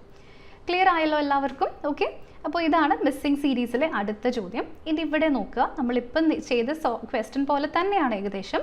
ഫെമിലിയർ നമ്പേഴ്സ് ഉണ്ടോ? ആകെ ഒരു 27 മാത്രമാണ് ഫെമിലിയർ നമ്പർ ആയിട്ടുള്ളൂ. അപ്പോൾ ഇതിനെ ഒരു ഫെമിലിയർ നമ്പറിനെ അടിസ്ഥാനമാക്കിയിട്ടുള്ള സീരീസ് നമുക്ക് ഒരിക്കലും വിധി എഴുതാൻ പറ്റില്ല. പിന്നത്തെ നമ്മുടെ സ്റ്റെപ്പ് എന്താണ്? നേച്ചർ നോക്കുക. ഇൻക്രീസിങ് ആണെങ്കിൽ എങ്ങനെ, ഡിക്രീസിങ് ആണെങ്കിൽ എങ്ങനെ. തന്നിരിക്കുന്നു 3യിൽ നിന്നും 27ലേക്ക് പോകുന്ന ഒരു സീരീസാണ്. ഒറ്റ ഡിജിറ്റ് നമ്പർ ആകെ 2 ഡിജിറ്റ് നമ്പർ മാത്രമാണ് ആയിട്ടുള്ളൂ. അപ്പോൾ ഇതൊരു ഇൻക്രീസിങ് സീരീസ് ആണോ ഡിക്രീസിങ് ആണോ? ഇൻക്രീസിങ് ആണ്, പക്ഷേ ഇതൊരു മെല്ലെ മെല്ലെ ഇൻക്രീസ് ചെയ്യുന്ന സീരീസ് ആണ് അല്ലേ? അതായത് ഗ്രാജുവൽ ഇൻക്രീസ് കാണിക്കുന്ന സീരീസാണ്. അങ്ങനെയുള്ള സീരീസിൻ്റെ നേച്ചർ എന്തായിരിക്കും? അത് അഡിഷൻ ബേസ്ഡ് ആയിട്ടുള്ള സീരീസ് ആവാനാണ് സാധ്യത. ഓക്കെ, അപ്പോൾ ഇത് വിത്ത് റെസ്പെക്ട് ടു അഡിഷൻ ഇങ്ങനെ നമുക്ക് സോൾവ് ചെയ്യാൻ പറ്റും. 3 ഉണ്ട്, 6 ഉണ്ട്, 11 ഉണ്ട്, 18 ഉണ്ട്, 27 ഉണ്ട്. അടുത്ത ടേം എന്താണ് വരിക? നെക്സ്റ്റ് 3ഉം 6ഉം വിത്ത് റെസ്പെക്ട് ടു അഡിഷൻ നോക്കിയിട്ടുണ്ടെങ്കിൽ +3 ആണ് വരുന്നത്. 6ഉം 11ഉം നോക്കിയാലോ +5 വരും. ഇനി ഇവിടേക്ക് 11ഉം 18 നോക്കിയാൽ +7 വരും. 18ഉം 27ഉം +9 വരും. അപ്പോൾ പിന്നെ അടുത്തത് ഏതാണ് വരിക? +11 വരണം അല്ലേ? ഇവിടെ നിങ്ങൾ താഴേക്ക് നോക്കിയാൽ 2ൻ്റെ ഗ്യാപ്പാണ് പോകുന്നത്. അപ്പോൾ നമ്മുടെ ആൻസർ ഇവിടേക്ക് വരുന്നത് 38 ആയിരിക്കണം. സോ ഓപ്ഷൻ നമ്പർ എയിലുള്ള 38 ആണ് ഈ ചോദ്യത്തിൻ്റെ ശരിയുത്തരമായിട്ട് വരും. ക്ലിയർ ആയോ എല്ലാവർക്കും? അപ്പോൾ ഇങ്ങനെയാണ് നമ്മുടെ ടോപ്പിക്സ് നമ്മൾ അനലൈസ് ചെയ്യുന്നത്. സോ ഇതുപോലെയാണ് നമ്മുടെ ചോദ്യങ്ങൾ കിട്ടുന്നത്. ഓക്കെ, ഇനി അടുത്തതായിട്ട് നമ്മൾ അനലൈസ് ചെയ്യാൻ പോകുന്ന ടോപ്പിക് എന്ന് പറയുന്നത് മാത്തമാറ്റിക്കൽ സയൻസ് ആണ്. മാത്തമാറ്റിക്കൽ സയൻസ് എല്ലാവർക്കും അറിയാലോ. ഏതൊക്കെയാണ് മാത്തമാറ്റിക്കൽ സയൻസ്? പ്രധാനമായിട്ടും പ്ലസും മൈനസും ഡിവിഷനും മൾട്ടിപ്ലിക്കേഷനും. സോ ഒന്നുകിൽ നിങ്ങൾക്ക് ഡയറക്റ്റ് ഇതുപോലത്തെ ചോദ്യങ്ങൾ വരും. അതായത് എ എന്ന് വെച്ചാൽ പ്ലസ്, ബി എന്ന് വെച്ചാൽ മൈനസ്, സി എന്ന് വെച്ചാൽ ഡിവിഷൻ, പിന്നെ ഏതാ വിട്ടുപോയത്? ഡി എന്ന് വെച്ചിട്ടുണ്ടെങ്കിൽ ഡി എന്ന് വെച്ചിട്ടുണ്ടെങ്കിൽ ഇൻറ്റു, അങ്ങനെ നമുക്ക് ക്വസ്റ്റ്യൻ വരും. തന്നിരിക്കുന്ന ഇക്വേഷനെ നമ്മൾ ജസ്റ്റ് സോൾവ് ചെയ്യും. അത്രയും രീതിയിലുള്ള ഡയറക്റ്റ് ചോദ്യങ്ങൾ വരും. അല്ലെങ്കിൽ വേറെ ചില മാത്തമാറ്റിക്കൽ ഓപ്പറേഷൻസ് ഉണ്ട്. നമ്മൾ അതിന് ഇനീക്വാലിറ്റീസ് എന്നാണ് പറയുക. Greater than, less than, greater than equal to, less than equal to and not equal to. So ഈ അരിത്തമെറ്റിക്കൽ ഓപ്പറേഷൻസ് വെച്ചിട്ടും ചോദ്യങ്ങൾ വരും. അപ്പോൾ ഇതിനകത്തെന്ന് പറയുമ്പോൾ ഫോർ എക്സാമ്പിൾ ചോദ്യങ്ങൾ വരിക എക്ക് ബിനേക്കാൾ പ്രായമുണ്ട്, എന്നാൽ ബിക്ക് സിനേക്കാൾ പ്രായം കുറവാണ്. അങ്ങനെയുള്ള രീതിയിലുള്ള ചോദ്യങ്ങൾ വരും. ഓക്കെ, അപ്പോൾ ഇവിടെ ഈ 2 ടൈപ്പ് ഓഫ് ക്വസ്റ്റ്യൻസ് മാത്രമാണ് മാത്തമാറ്റിക്കൽ സയൻസിൽ നിന്നും നമുക്ക് പ്രതീക്ഷിക്കാനുള്ളൂ. അപ്പോൾ അങ്ങനെയുള്ള ക്വസ്റ്റ്യൻസ് എങ്ങനെ സോൾവ് ചെയ്യാൻ പറ്റുമോ നമുക്ക് നോക്കാം. ഓക്കെ, അപ്പോൾ ഈ 2 ടൈപ്പ് മാത്രമാണ് നമുക്ക് വരുന്നുള്ളൂ. അപ്പോൾ അതിൽ ഒന്നാമത്തെ ഒരു ക്വസ്റ്റ്യൻ ഞാനിവിടെ എടുത്തിട്ടുണ്ട്. ശ്രദ്ധിച്ച് നോക്കുക. A has more marks than B. ഇതൊക്കെ ചോദ്യം വായിച്ചു പോകുന്ന കൂട്ടത്തിൽ തന്നെ എഴുതി പോവാം കേട്ടോ. അപ്പോൾ അത്രയും ടൈം സേവ് ചെയ്യാൻ പറ്റും. A has more marks than B, B has less marks than D. അപ്പോൾ ബിക്ക് ആരെക്കാളും കുറവാണ്? ഡീനേക്കാളും കുറവാണ്. But more marks than E. ഇവിടെ ബട്ട് എന്ന് ഉദ്ദേശിക്കുന്നത് ഞാൻ നേരത്തെ പറഞ്ഞു വിച്ച്, ഹൂ എന്ന് പറയുന്നത് എപ്പോഴും തൊട്ടേ അടുത്ത ആളാണ്. പക്ഷേ ഇവിടെ ആൻഡും അല്ലെങ്കിൽ ബട്ടും നമ്മൾ റെഫർ ചെയ്യുന്നത് എപ്പോഴും ഫസ്റ്റത്തെ പേഴ്സണെയാണ്, ഒന്നാമത്തെ ആളെയാണ്. അപ്പോൾ ഇവിടെ ഒന്നാമത്തെ ആളാരാണ്? ബി ആണ്. So B has more mark than E. So B is greater than E. Now C has more marks than D. C is greater than D. Then which of the following is possible? അങ്ങനെയെങ്കിൽ ഈ തന്നിരിക്കുന്നതിൽ ഏതാണ് സാധ്യമായിട്ടുള്ളത്? ഇതാണ് question. Okay, നമ്മുടെ ചോദ്യം വായിച്ചു നോക്കാം, അല്ല options വായിച്ചു നോക്കാം. D can be the least. D ഏറ്റവും ലാസ്റ്റ് ആവാൻ പറ്റുമോ? ഇല്ല. D കഴിഞ്ഞ് പിന്നെ 2 പേരുണ്ട്, എന്തായാലും ആവില്ല, തെറ്റ്. വീണ്ടും B can be the highest. B highest ആവുമോ? ഇല്ല. ബിനേക്കാളും സി ഉണ്ട്, ഡി ഉണ്ട്, എ ഉണ്ട്, അതും തെറ്റ്. A can be the highest. A possible ആണ്, കാരണം ഇവിടെ എ സിനേക്കാളും ഗ്രേറ്റർ ആണെങ്കിൽ ഇവിടെ ഏറ്റവും ഹയസ്റ്റ് എ ആവാൻ സാധ്യതയുണ്ട്. E can be second least. ഇല്ല, ഇവിടെ ഏറ്റവും ലാസ്റ്റ് വരുന്നത് ഇ ആണ് അല്ലേ? അപ്പോൾ ഈ ചോദ്യത്തിൻ്റെ ശരിയുത്തരം ഏതാണ്? ഓപ്ഷൻ നമ്പർ സിയിലുള്ള A can be the highest എന്ന് പറയുന്നതാണ് ക്വസ്റ്റ്യൻ്റെ കറക്റ്റ് ആൻസർ ആയിട്ട് നമുക്ക് ഇവിടേക്ക് വരും. ഓക്കെ, അപ്പോൾ ഡയറക്റ്റ് നമ്മളിവിടെ സോൾവ് ചെയ്തിരിക്കുന്നത് എന്താണ്? ഇവിടെ ജസ്റ്റ് ഈ തന്നിരിക്കുന്ന ഇനീക്വാലിറ്റിയുടെ സിമ്പിൾസ് ഉപയോഗിച്ചിട്ടാണ് നമ്മൾ ഈ ക്വസ്റ്റ്യൻ സോൾവ് ചെയ്തിട്ടുള്ളത്. സോ ഇപ്പോൾ നമ്മൾ സോൾവ് ചെയ്തത് നമ്മുടെ സെക്കൻഡ് ടൈപ്പ് ചോദ്യമാണ്. ഇനി അടുത്ത ചോദ്യം നോക്കാം. Direct substitution type of question. ആലോചിച്ച് നോക്കിക്കേ. If hash stands for into, at stands for division, notation stands for plus, and v opposite notation stands for minus. Find the value of dash. അപ്പോൾ ഈ തന്നിരിക്കുന്നതിൻ്റെ value എത്രയാണെന്ന് കണ്ടുപിടിക്കണം. ഇതാണ് ചോദ്യം അല്ലേ. അപ്പോൾ ഇവിടെ നമ്മൾ എന്താ ചെയ്യേണ്ടത്? ഡയറക്റ്റ് ആയിട്ട് തന്നിരിക്കുന്ന സബ്സ്റ്റിറ്റ്യൂഷൻസ് അങ്ങ് ചെയ്ത് കൊടുത്താൽ മാത്രം മതി. അപ്പോൾ ഇവിടെ ഹാഷിൻ്റെ വാല്യൂ എന്താണ്? ഇൻറ്റു ആണ്. ഇനി അറ്റിൻ്റെ വാല്യൂ എന്താണ്? ഡിവിഷൻ ആണ്. ഇനി ഈ നൊട്ടേഷൻ്റെ വാല്യൂ പ്ലസും ഈ ഇൻവേഴ്സ് നൊട്ടേഷൻ്റെ വാല്യൂ മൈനസും ആണ്. സബ്സ്റ്റിറ്റ്യൂട്ട് ചെയ്ത് നോക്കിക്കേ. 6 ഹാഷ് 13, 6 ഇൻറ്റു 13. ഈ നൊട്ടേഷൻ എന്ന് വെച്ചാൽ പ്ലസ് 45 ഡിവൈഡഡ് ബൈ 3. ഇവിടെ മൈനസ് ഓഫ് 7, വീണ്ടും ഹാഷ് ഇൻറ്റു 12. ഇതിൻ്റെ വാല്യൂ കണ്ടുപിടിക്കണം. അപ്പോൾ ഇങ്ങനത്തെ ക്വസ്റ്റ്യൻ നമ്മൾ സോൾവ് ചെയ്യുന്നത് എപ്പോഴും ഏത് മെത്തേഡ് ഉപയോഗിച്ചിട്ടായിരിക്കണം? നമ്മുടെ ബോട്ട് മാസിൻ്റെ മെത്തേഡ് ഉപയോഗിച്ചിട്ടായിരിക്കണം ഇതുപോലെയുള്ള ചോദ്യങ്ങൾ നമ്മൾ സോൾവ് ചെയ്യേണ്ടത് അല്ലേ. അപ്പോൾ ബോട്ട് മാസ് മെത്തേഡ് ഉപയോഗിച്ചിട്ട് നമുക്ക് സോൾവ് ചെയ്യാം. ബോട്ട് മാസിൽ ഫസ്റ്റ് വരുന്നത് ഡിവിഷൻ ആണ്. സോ 45നെ നമുക്ക് 3 വെച്ചിട്ട് ഡിവൈഡ് ചെയ്ത് കൊടുക്കാം. ഓക്കെ, അപ്പോൾ ഡിവൈഡ് ചെയ്ത് കഴിയുമ്പോൾ ഇവിടുത്തെ ആൻസർ എത്ര കിട്ടും? 15 കിട്ടും. പിന്നെ വരുന്നത് മൾട്ടിപ്ലിക്കേഷൻ. 6 ഇൻറ്റു 13, 6 ഇൻറ്റു 10 60, 6 ഇൻറ്റു 3 18, 60ഉം 18ഉം 78 അല്ലേ. സോ 78 പ്ലസ് 15 മൈനസ് ഓഫ് അടുത്തത് വീണ്ടും 7 ഇൻറ്റു 12 ആണ്. 7 ഇൻറ്റു 12 എത്രയാണ്? വാല്യൂ 84 വരുന്നത്. അപ്പോൾ ഇനി നമ്മൾ എന്ത് ചെയ്യുക? ഈ 78നെയും 15നെയും കൂടെ ജസ്റ്റ് നമ്മളൊന്ന് ആഡ് ചെയ്യുക. ആൻസർ എത്ര കിട്ടും? 93 കിട്ടും. 93ൽ നിന്നും 84 നമ്മൾ സബ്ട്രാക്ട് ചെയ്യുക. അപ്പോൾ ആൻസർ എത്രയാണ് വരുന്നത്? 9 ആണ് ആൻസർ ആയിട്ട് വരുന്നത്. ഡയറക്റ്റ്ലി നമ്മളിവിടെ സബ്സ്റ്റിറ്റ്യൂട്ട് ചെയ്തു. നമ്മുടെ ചോദ്യത്തിൻ്റെ ആൻസർ ഓപ്ഷൻ നമ്പർ ബിയിൽ തന്നിരിക്കുന്ന 9 ആണ്. ഓക്കെ, അപ്പോൾ ഇതും എല്ലാവർക്കും ക്ലിയർ ആയല്ലോ. അപ്പോൾ ഈ ടൈപ്പാണ് നമ്മുടെ നെക്സ്റ്റ് ക്വസ്റ്റ്യൻ എന്ന് പറയുന്നത്. ഇനി ഞാൻ പറഞ്ഞല്ലോ 2 ടൈപ്പ് ചോദ്യങ്ങൾ വരുള്ളൂ. ഇനി ഇപ്പോൾ പറഞ്ഞതിന് തന്നെ ഒന്ന് ട്വിസ്റ്റ് ചെയ്തിട്ട് വേറൊരു ടൈപ്പ് ക്വസ്റ്റ്യൻ, അതാണ് ഇവിടേക്ക് വന്നിരിക്കുന്നത്. ശ്രദ്ധിച്ച് നോക്കുക. If plus means into, minus means plus, and 5 plus 3 minus 8 into 2 is equal to 19, then into means dash. അപ്പോൾ ഇവിടെ ഇൻറ്റുവിൻ്റെ അർത്ഥം ഇൻറ്റു അല്ല, വേറെ എന്തോ ആണ്. പക്ഷേ നമുക്കിവിടെ പ്ലസ് എന്ന് വെച്ചാൽ ഇൻറ്റു ആണ്, അപ്പോൾ ഇവിടെ ഇൻറ്റു വരും. മൈനസ് എന്ന് വെച്ചാൽ പ്ലസ് ആണ്, അപ്പോൾ ഇവിടെ പ്ലസും വരും. സോ 5 ഇൻറ്റു 3, നെക്സ്റ്റ് ഇവിടേക്ക് തന്നിരിക്കുന്നു plus 8 dash 2 is equal to 19. ഇതാണ് നമ്മുടെ ചോദ്യം.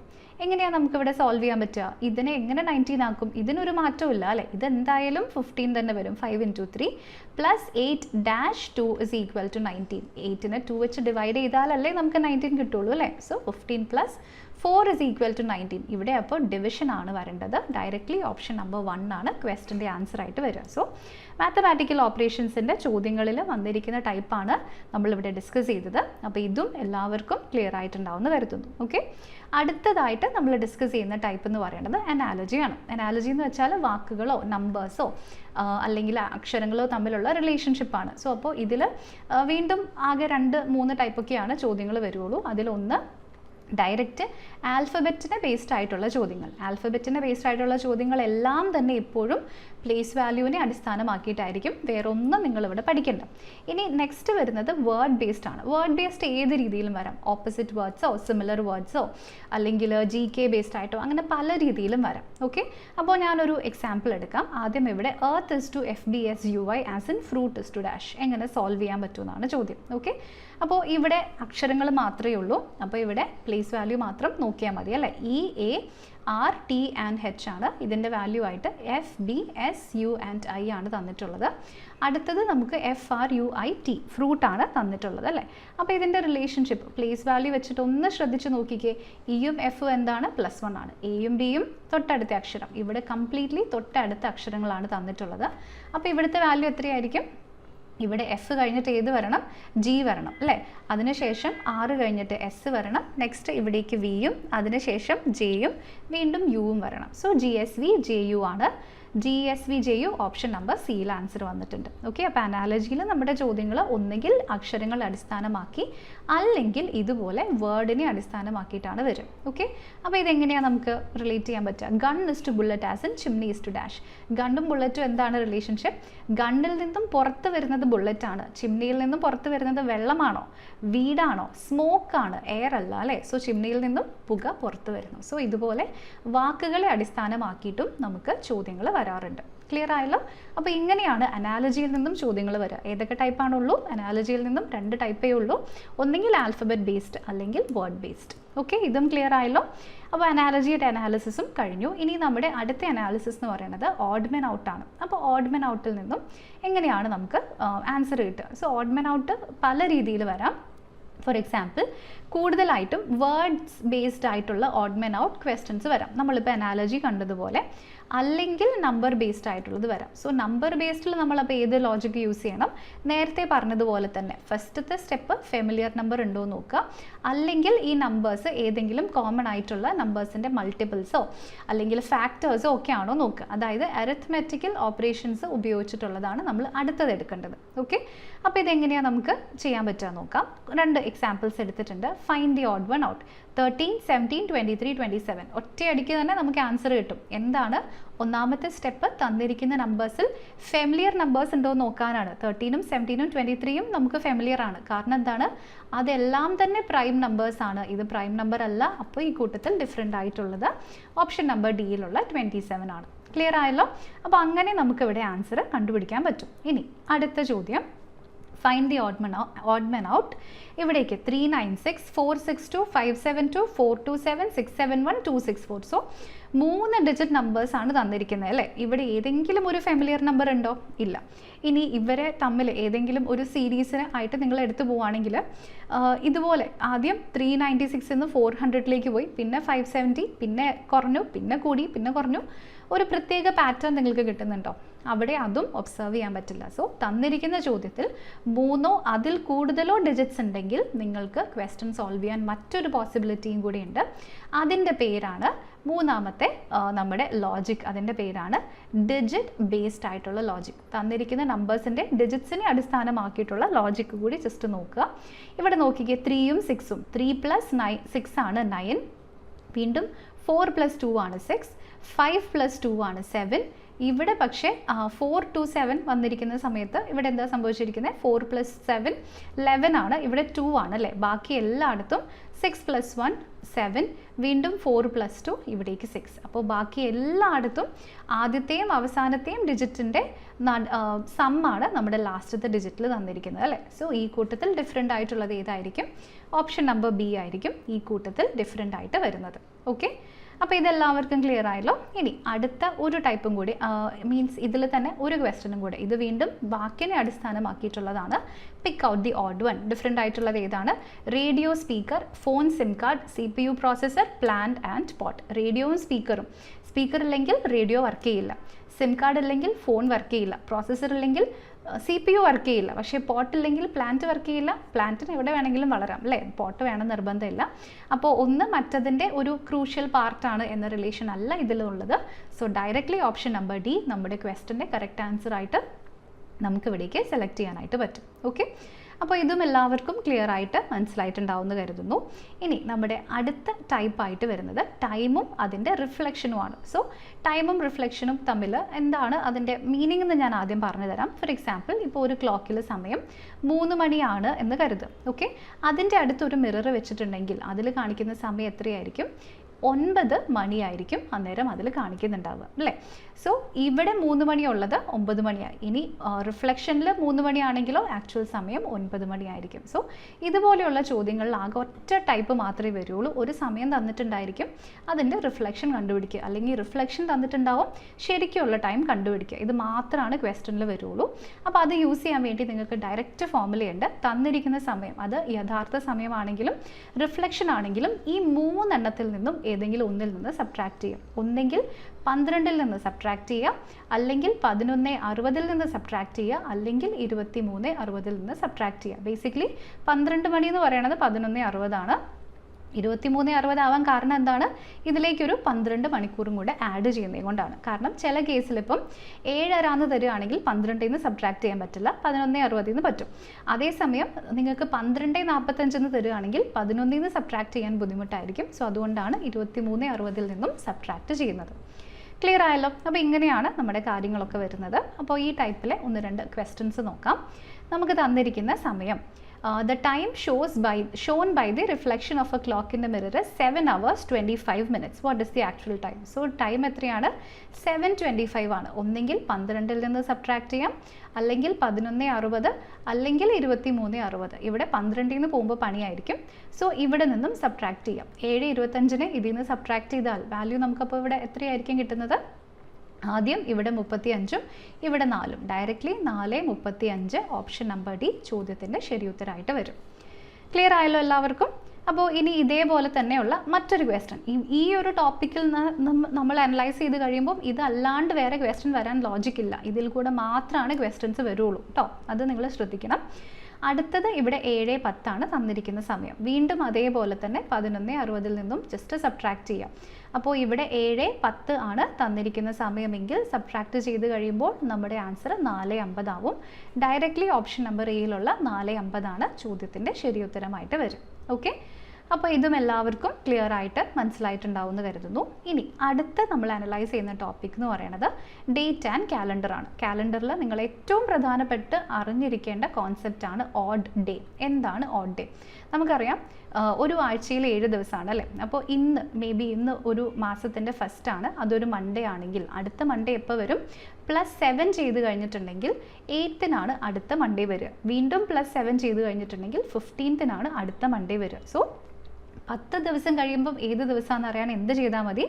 ഈ 10നെ നമ്മൾ 7 കൊണ്ട് ഡിവൈഡ് ചെയ്യുക. ഒരാഴ്ചയും കൊണ്ട് ഡിവൈഡ് ചെയ്താൽ റിമൈൻഡർ 3 കിട്ടും. സോ മൺഡേ കഴിഞ്ഞിട്ടുള്ള 3ാമത്തെ ദിവസം, ട്യൂസ്ഡേ, വെനസ്ഡേ, തേഴ്സ്ഡേ, അതായിരിക്കും 10ാമത്തെ ദിവസം. അപ്പോൾ ഈ ഓഡ് ഡേയുടെ കോൺസെപ്റ്റ് നിങ്ങൾ അറിഞ്ഞിരിക്കണം. അത് മാത്രമാണ് നമ്മൾ ഡേറ്റ് ആൻഡ് കാലണ്ടറിൽ അറിയേണ്ട കാര്യമുള്ളൂ. ഓക്കെ, അത് മനസ്സിലാക്കി കഴിയുമ്പോൾ നമുക്കറിയാം ഒരു സാധാരണ വർഷത്തിൽ 365 ദിവസങ്ങളുണ്ട്. അതിനെ നമുക്ക് 52 ആഴ്ചയും ഒരു എക്സ്ട്രാ ഡേയുമായിട്ട് ഡിവൈഡ് ചെയ്യാം. ഓക്കെ, എന്നാൽ ഒരു ലീപ്പ് ഇയറിൻ്റെ കേസിൽ, ഇത് നോർമൽ ഇയർ ആണ്, എന്നാൽ ഒരു ലീപ്പ് ഇയറിൻ്റെ കേസിൽ 366 ദിവസങ്ങളുണ്ട്. അതിനെ നമുക്ക് 52 ആഴ്ചയും 2 ദിവസവുമായിട്ട് ഡിവൈഡ് ചെയ്യാം. ഓക്കെ, അപ്പോൾ ഒരു സാധാരണ വർഷം ഒരു ഓഡ് ഡേയും ഒരു ലീപ്പ് ഇയറിൽ 2 ഓഡ് ഡേ ആണ് ഉണ്ടാവുക. ഓക്കെ, അപ്പോൾ അതൊക്കെ നമ്മൾ 7 വെച്ചിട്ട് ഡിവൈഡ് ചെയ്തിട്ടാണ് ചെയ്യുന്നത് കേട്ടോ, അത്രയേ ഉള്ളൂ. അല്ലാതെ ഇതൊന്നും നിങ്ങൾ ഫുള്ള് ബൈ ഹാർട്ട് ചെയ്യേണ്ട കാര്യമല്ല. അപ്പോൾ ഇത് ഉപയോഗിച്ചിട്ട് പല രീതിയിൽ ക്വസ്റ്റ്യൻസ് വരാം. ഒന്നാമത്തെ ടൈപ്പ് ഡേനെ ഉപയോഗിച്ചിട്ടുള്ള ചോദ്യങ്ങൾ വരാം. രണ്ടാമത്തെ ടൈപ്പിൽ മന്തിന് ഉപയോഗിച്ചിട്ടുള്ള ചോദ്യം വരാം. മൂന്നാമത്തെ ടൈപ്പിൽ ഇയറിന് ഉപയോഗിച്ചിട്ടുള്ള ചോദ്യം വരാം. പക്ഷേ ഇതിലൊക്കെ നമ്മൾ യൂസ് ചെയ്യുന്നത് എന്തായിരിക്കും? ഓഡ് ഡേ എന്ന് പറയുന്ന കോൺസെപ്റ്റ് തന്നെയായിരിക്കും. ഓക്കെ, അപ്പോൾ ആ ടൈപ്പിലെ ഒരു question, if today is Saturday what will be the day 350 days from now? So ഇന്നത്തെ ദിവസം എന്താണ്? ടുഡേ. അതെന്താണ്? സാറ്റർഡേ ആണ്. So plus 350 days. നമുക്കറിയാം അടുത്ത 7 ദിവസം കഴിയുമ്പോൾ സാറ്റർഡേ, പിന്നെ 7 ദിവസം കഴിയുമ്പോൾ സാറ്റർഡേ, അങ്ങനെ എത്ര 7 ഇതിലുണ്ടെന്ന് അറിയാൻ 7 കൊണ്ട് ഡിവൈഡ് ചെയ്താൽ മതി അല്ലേ. സോ ഇവിടെ നമുക്ക് കറക്റ്റ് 50 വീക്സ് കിട്ടും. പ്ലസ് 0 ഓഡ് ഡേയ്സ് ആണ് നമുക്ക് ഇവിടേക്ക് വരുന്നത്. 0 ഓഡ് ഡേയ്സ് എന്ന് വെച്ചിട്ടുണ്ടെങ്കിൽ 350 ദിവസം കഴിയുമ്പോഴും എന്ത് തന്നെയായിരിക്കും? അതും ഒരു സാറ്റർഡേ തന്നെയായിരിക്കും. സോ ഓപ്ഷൻ നമ്പർ എയിലുള്ള സാറ്റർഡേ ആണ് ക്വസ്റ്റിൻ്റെ കറക്റ്റ് ആൻസർ ആയിട്ട് വരും. ഓക്കെ, അപ്പോൾ ഞാൻ നേരത്തെ ക്ലോക്കിൻ്റെ കാര്യം പറഞ്ഞതുപോലെ തന്നെ ഈ കാലണ്ടർ എന്ന് പറയുന്നതും ഒരു വലിയ ടോപ്പിക്കാണ്. അതിൽ സബ് ഡിവിഷൻസ് വരുന്ന ടൈപ്പ് ഓഫ് ചോദ്യങ്ങളാണ് ഞാനിപ്പം പെട്ടെന്ന് പറഞ്ഞു തന്നത്. ചിലപ്പം ഈ ടോപ്പിക്ക് നിങ്ങൾക്ക് കംപ്ലീറ്റ്ലി ന്യൂ ആണെങ്കിൽ ഒന്നും മനസ്സിലായിട്ടുണ്ടാവില്ല. സോ അങ്ങനെ തോന്നുകയാണെങ്കിൽ ജസ്റ്റ് കോമെൻറ്റ്സിൽ പറയുക, ടോപ്പിക്ക് ഡീറ്റെയിൽഡ് ആയിട്ട് വേറെ എടുത്തു തരാം. ഓക്കെ, കാരണം ഒരു ക്വസ്റ്റ്യൻ എക്സ്പ്ലെയിൻ ചെയ്യാൻ വേണ്ടി ഒരു ടോപ്പിക്ക് ഫുള്ള് പറയുമ്പം നിങ്ങൾക്കത് ഫുള്ള് മനസ്സിലാവില്ല എന്ന് എനിക്കും അറിയാം. അപ്പോൾ ബിഗിനേഴ്സ് ആയിട്ട് അങ്ങനെ ആരെങ്കിലും ഉണ്ടെങ്കിൽ ജസ്റ്റ് പറഞ്ഞാൽ മതി, അത് ഡീറ്റെയിൽഡ് ആയിട്ട് എടുത്തു തരാം. ഓക്കെ, ഇനി അടുത്ത ചോദ്യം വീണ്ടും, if February 1, 2008 is Wednesday, what day is March 4, 2008? അപ്പോൾ ഇവിടെ വീണ്ടും അതുപോലെ തന്നെ വന്നിരിക്കുന്ന ഒരു ക്വസ്റ്റ്യൻ ആണ്, ശ്രദ്ധിച്ച് നോക്കുക. ഇവിടെ February 1, 2008 വെനസ്ഡേ ആണെങ്കിൽ March 4 അതേ വർഷം ഏത് ദിവസമാണ്? അപ്പോൾ ഒന്നാമത്തെ ക്വസ്റ്റ്യൻ നമ്മളിപ്പോൾ ചെയ്തത് ഡേ അടിസ്ഥാനമാക്കിയിട്ടുള്ളത്. ഇനി നമ്മൾ ചെയ്യാൻ പോകുന്നത് മന്തിനെ അടിസ്ഥാനമാക്കിയിട്ടുള്ള ചോദ്യമാണ്. ഞാൻ പറഞ്ഞല്ലോ ഇങ്ങനെയായി ക്വസ്റ്റ്യൻസ് വരുള്ളൂ, അല്ലാതെ വേറെ ഒന്നും വരാനില്ല. സോ February 1ൻ്റെ വാല്യൂ നമുക്ക് തന്നിട്ടുണ്ട്. February 1, 2008 ആണ്. അത് ഒരു വെനസ്ഡേ ആണ് എന്ന് ക്ലിയർലി പറഞ്ഞിട്ടുണ്ട് അല്ലേ. നമുക്ക് വേണ്ടത് എന്താണ്? 4th March 2008 ആണ്. അപ്പോൾ ഈ ഫെബ്രുവരിയിൽ നിന്നും മാർച്ചിലേക്ക് പോകുമ്പോൾ എത്ര ദിവസങ്ങളുണ്ടെന്ന് കണ്ടുപിടിച്ചാൽ മതി. സോ ഫെബ്രുവരി ഇവിടെ എഴുതുക, മാർച്ച് ഇവിടെ എഴുതുക. സോ ഫെബ്രുവരി 1 തന്നിട്ടുണ്ട്. സോ ഫെബ്രുവരി 2008 ആണ് അല്ലേ. 2008 എന്ത് ഇയർ ആണ്? ലീപ്പ് ഇയർ ആണ്. 29 ദിവസം അതിലുണ്ടാകും. പക്ഷേ 1 നമ്മൾ ഓൾറെഡി എടുത്തു, അപ്പോൾ ബാക്കി 28 ദിവസങ്ങളാണുള്ളത്. 29 - 1 28 ദിവസമുണ്ട്. മാർച്ച് 4-ാം തീയതിയാണ് നമുക്ക് വേണ്ടത്. സോ ആ 4-ാം തീയതിനെ നമുക്ക് ഇവിടേക്ക് വെക്കാം. ഓക്കെ, അപ്പോൾ നമുക്കിവിടെ വേണ്ടത് എന്താണ്, ഇനി ഇവർ തമ്മിലുള്ള ഗ്യാപ്പ് അല്ലേ. സോ ഫെബ്രുവരി 1 വെനസ്ഡേ ആണെന്നുണ്ടെങ്കിൽ മാർച്ച് 4 ഏതായിരിക്കും, ഇതാണ് നമ്മളിവിടേക്ക് കണ്ടുപിടിക്കേണ്ടത്. സോ ശ്രദ്ധിച്ച് നോക്കുക. ഇവർ തമ്മിലുള്ള ഗ്യാപ്പ് എത്രയാണെന്ന് അറിയാൻ വേണ്ടി നമ്പർ ഓഫ് ഓഡ് ഡേയ്സ് എത്രയാണ്, 28നെ 7 കൊണ്ട് ഡിവൈഡ് ചെയ്താൽ 0 കിട്ടും. ഇവിടെ നമ്മൾ ഡിവൈഡ് ചെയ്തിട്ടുണ്ടെങ്കിൽ 4 കിട്ടും. സോ ഇവിടെ നിന്നും നമുക്ക് ജസ്റ്റ് 4 ആഡ് ചെയ്തിട്ടുണ്ടെങ്കിൽ നമ്മുടെ ക്വസ്റ്റ്യൻ്റെ ആൻസർ കിട്ടും. സോ വെനസ്ഡേ കഴിഞ്ഞ് Thursday, Friday, Saturday and Sunday ആണ് നമ്മുടെ വാല്യൂ ആയിട്ട് വരുന്നത്. ഓക്കെ, അപ്പോൾ ഈ ചോദ്യത്തിൻ്റെ ശരി ഉത്തരം ഏതായിരിക്കും, ഇവിടെ സൺഡേ എന്ന് പറയുന്നതായിരിക്കും ശരി ഉത്തരം. ഓപ്ഷൻ നമ്പർ ബി ആണ് ക്വസ്റ്റ്യൻ്റെ കറക്റ്റ് ആൻസർ ആയിട്ട് വരും. മനസ്സിലായല്ലോ എല്ലാവർക്കും? ഞാൻ ഒന്നുകൂടി പറയുന്നു, ഡീറ്റെയിൽഡ് ആയിട്ട് ക്ലാസ് വേണമെന്നുള്ളവർ പറഞ്ഞാൽ മതി കേട്ടോ. ഓക്കെ, അടുത്ത ചോദ്യം, 3rd November 94 falls on a Thursday. What was the day of 20th March 1995? So ഇവിടെ തന്നിരിക്കുന്ന പ്രകാരം November 3rd 1994 എന്ന് പറയുന്നത് ഇവിടെ ഒരു തേഴ്സ്ഡേ ആണ്. അങ്ങനെയെങ്കിൽ ഇവിടെ നമുക്ക് വേണ്ടത് ഏതാണ്, മാർച്ച് 20th 1995 എന്ന് പറയുന്നത് ഏതാണ്? അപ്പോൾ ഈ ക്വസ്റ്റ്യൻ നിങ്ങൾക്കുള്ള ഹോംവർക്ക് ക്വസ്റ്റ്യൻ ആണ്. ഒരു വർഷത്തെ ഗ്യാപ്പ് ഉണ്ട്, പക്ഷേ മാസങ്ങൾ കൺസിഡർ ചെയ്താൽ മതി. നമ്മളിപ്പോൾ ഇത് എടുത്തതുപോലെ തന്നെ മാസങ്ങൾ കൺസിഡർ ചെയ്തിട്ടുണ്ടെങ്കിലും ആൻസർ കിട്ടും. അപ്പോൾ ഈ ക്വസ്റ്റ്യൻ എല്ലാവരും ഒന്ന് വർക്കൗട്ട് ചെയ്ത് നോക്കുക മാക്സിമം. എന്നിട്ട് കിട്ടുന്ന ആൻസർ നമ്മുടെ കോമെൻറ്റ്സിലൂടെ എഴുതി അറിയിക്കുക. ഓക്കെ, അപ്പോൾ ഇതോടുകൂടെ നമ്മുടെ ഇന്നത്തെ സെഷൻ ഇവിടെ അവസാനിക്കുകയാണ്. നമ്മൾ ഡിസ്കസ് ചെയ്ത ഈ ടോപ്പിക്സ് ഒക്കെ അനാലിസിസ് റിലേറ്റഡ് ആയിട്ടുള്ള കാര്യങ്ങൾ എല്ലാവർക്കും ക്ലിയർ ആയിട്ടുണ്ടാവുമെന്ന് കരുതുന്നു. ഏതെങ്കിലും ടോപ്പിക്കിന് സ്പെസിഫിക് ക്ലാസ് വേണമെന്നുണ്ടെങ്കിൽ ജസ്റ്റ് കോമെൻറ്റ്സിൽ പറഞ്ഞാൽ മതി. കാരണം ഒരു ക്വസ്റ്റിന് വേണ്ടി ഒരു ടോപ്പിക്ക് 5 മിനിറ്റിൽ പറഞ്ഞാൽ ചിലപ്പോൾ മനസ്സിലായിട്ടുണ്ടാവില്ല. ഓക്കെ, അപ്പോൾ ഈ ക്ലാസ്സിനെ പറ്റിയിട്ടുള്ള അഭിപ്രായങ്ങൾ തീർച്ചയായിട്ടും അറിയിക്കുക. അടുത്ത ക്ലാസ്സിൽ നമുക്ക് വീണ്ടും കാണാം. Thank you so much for watching.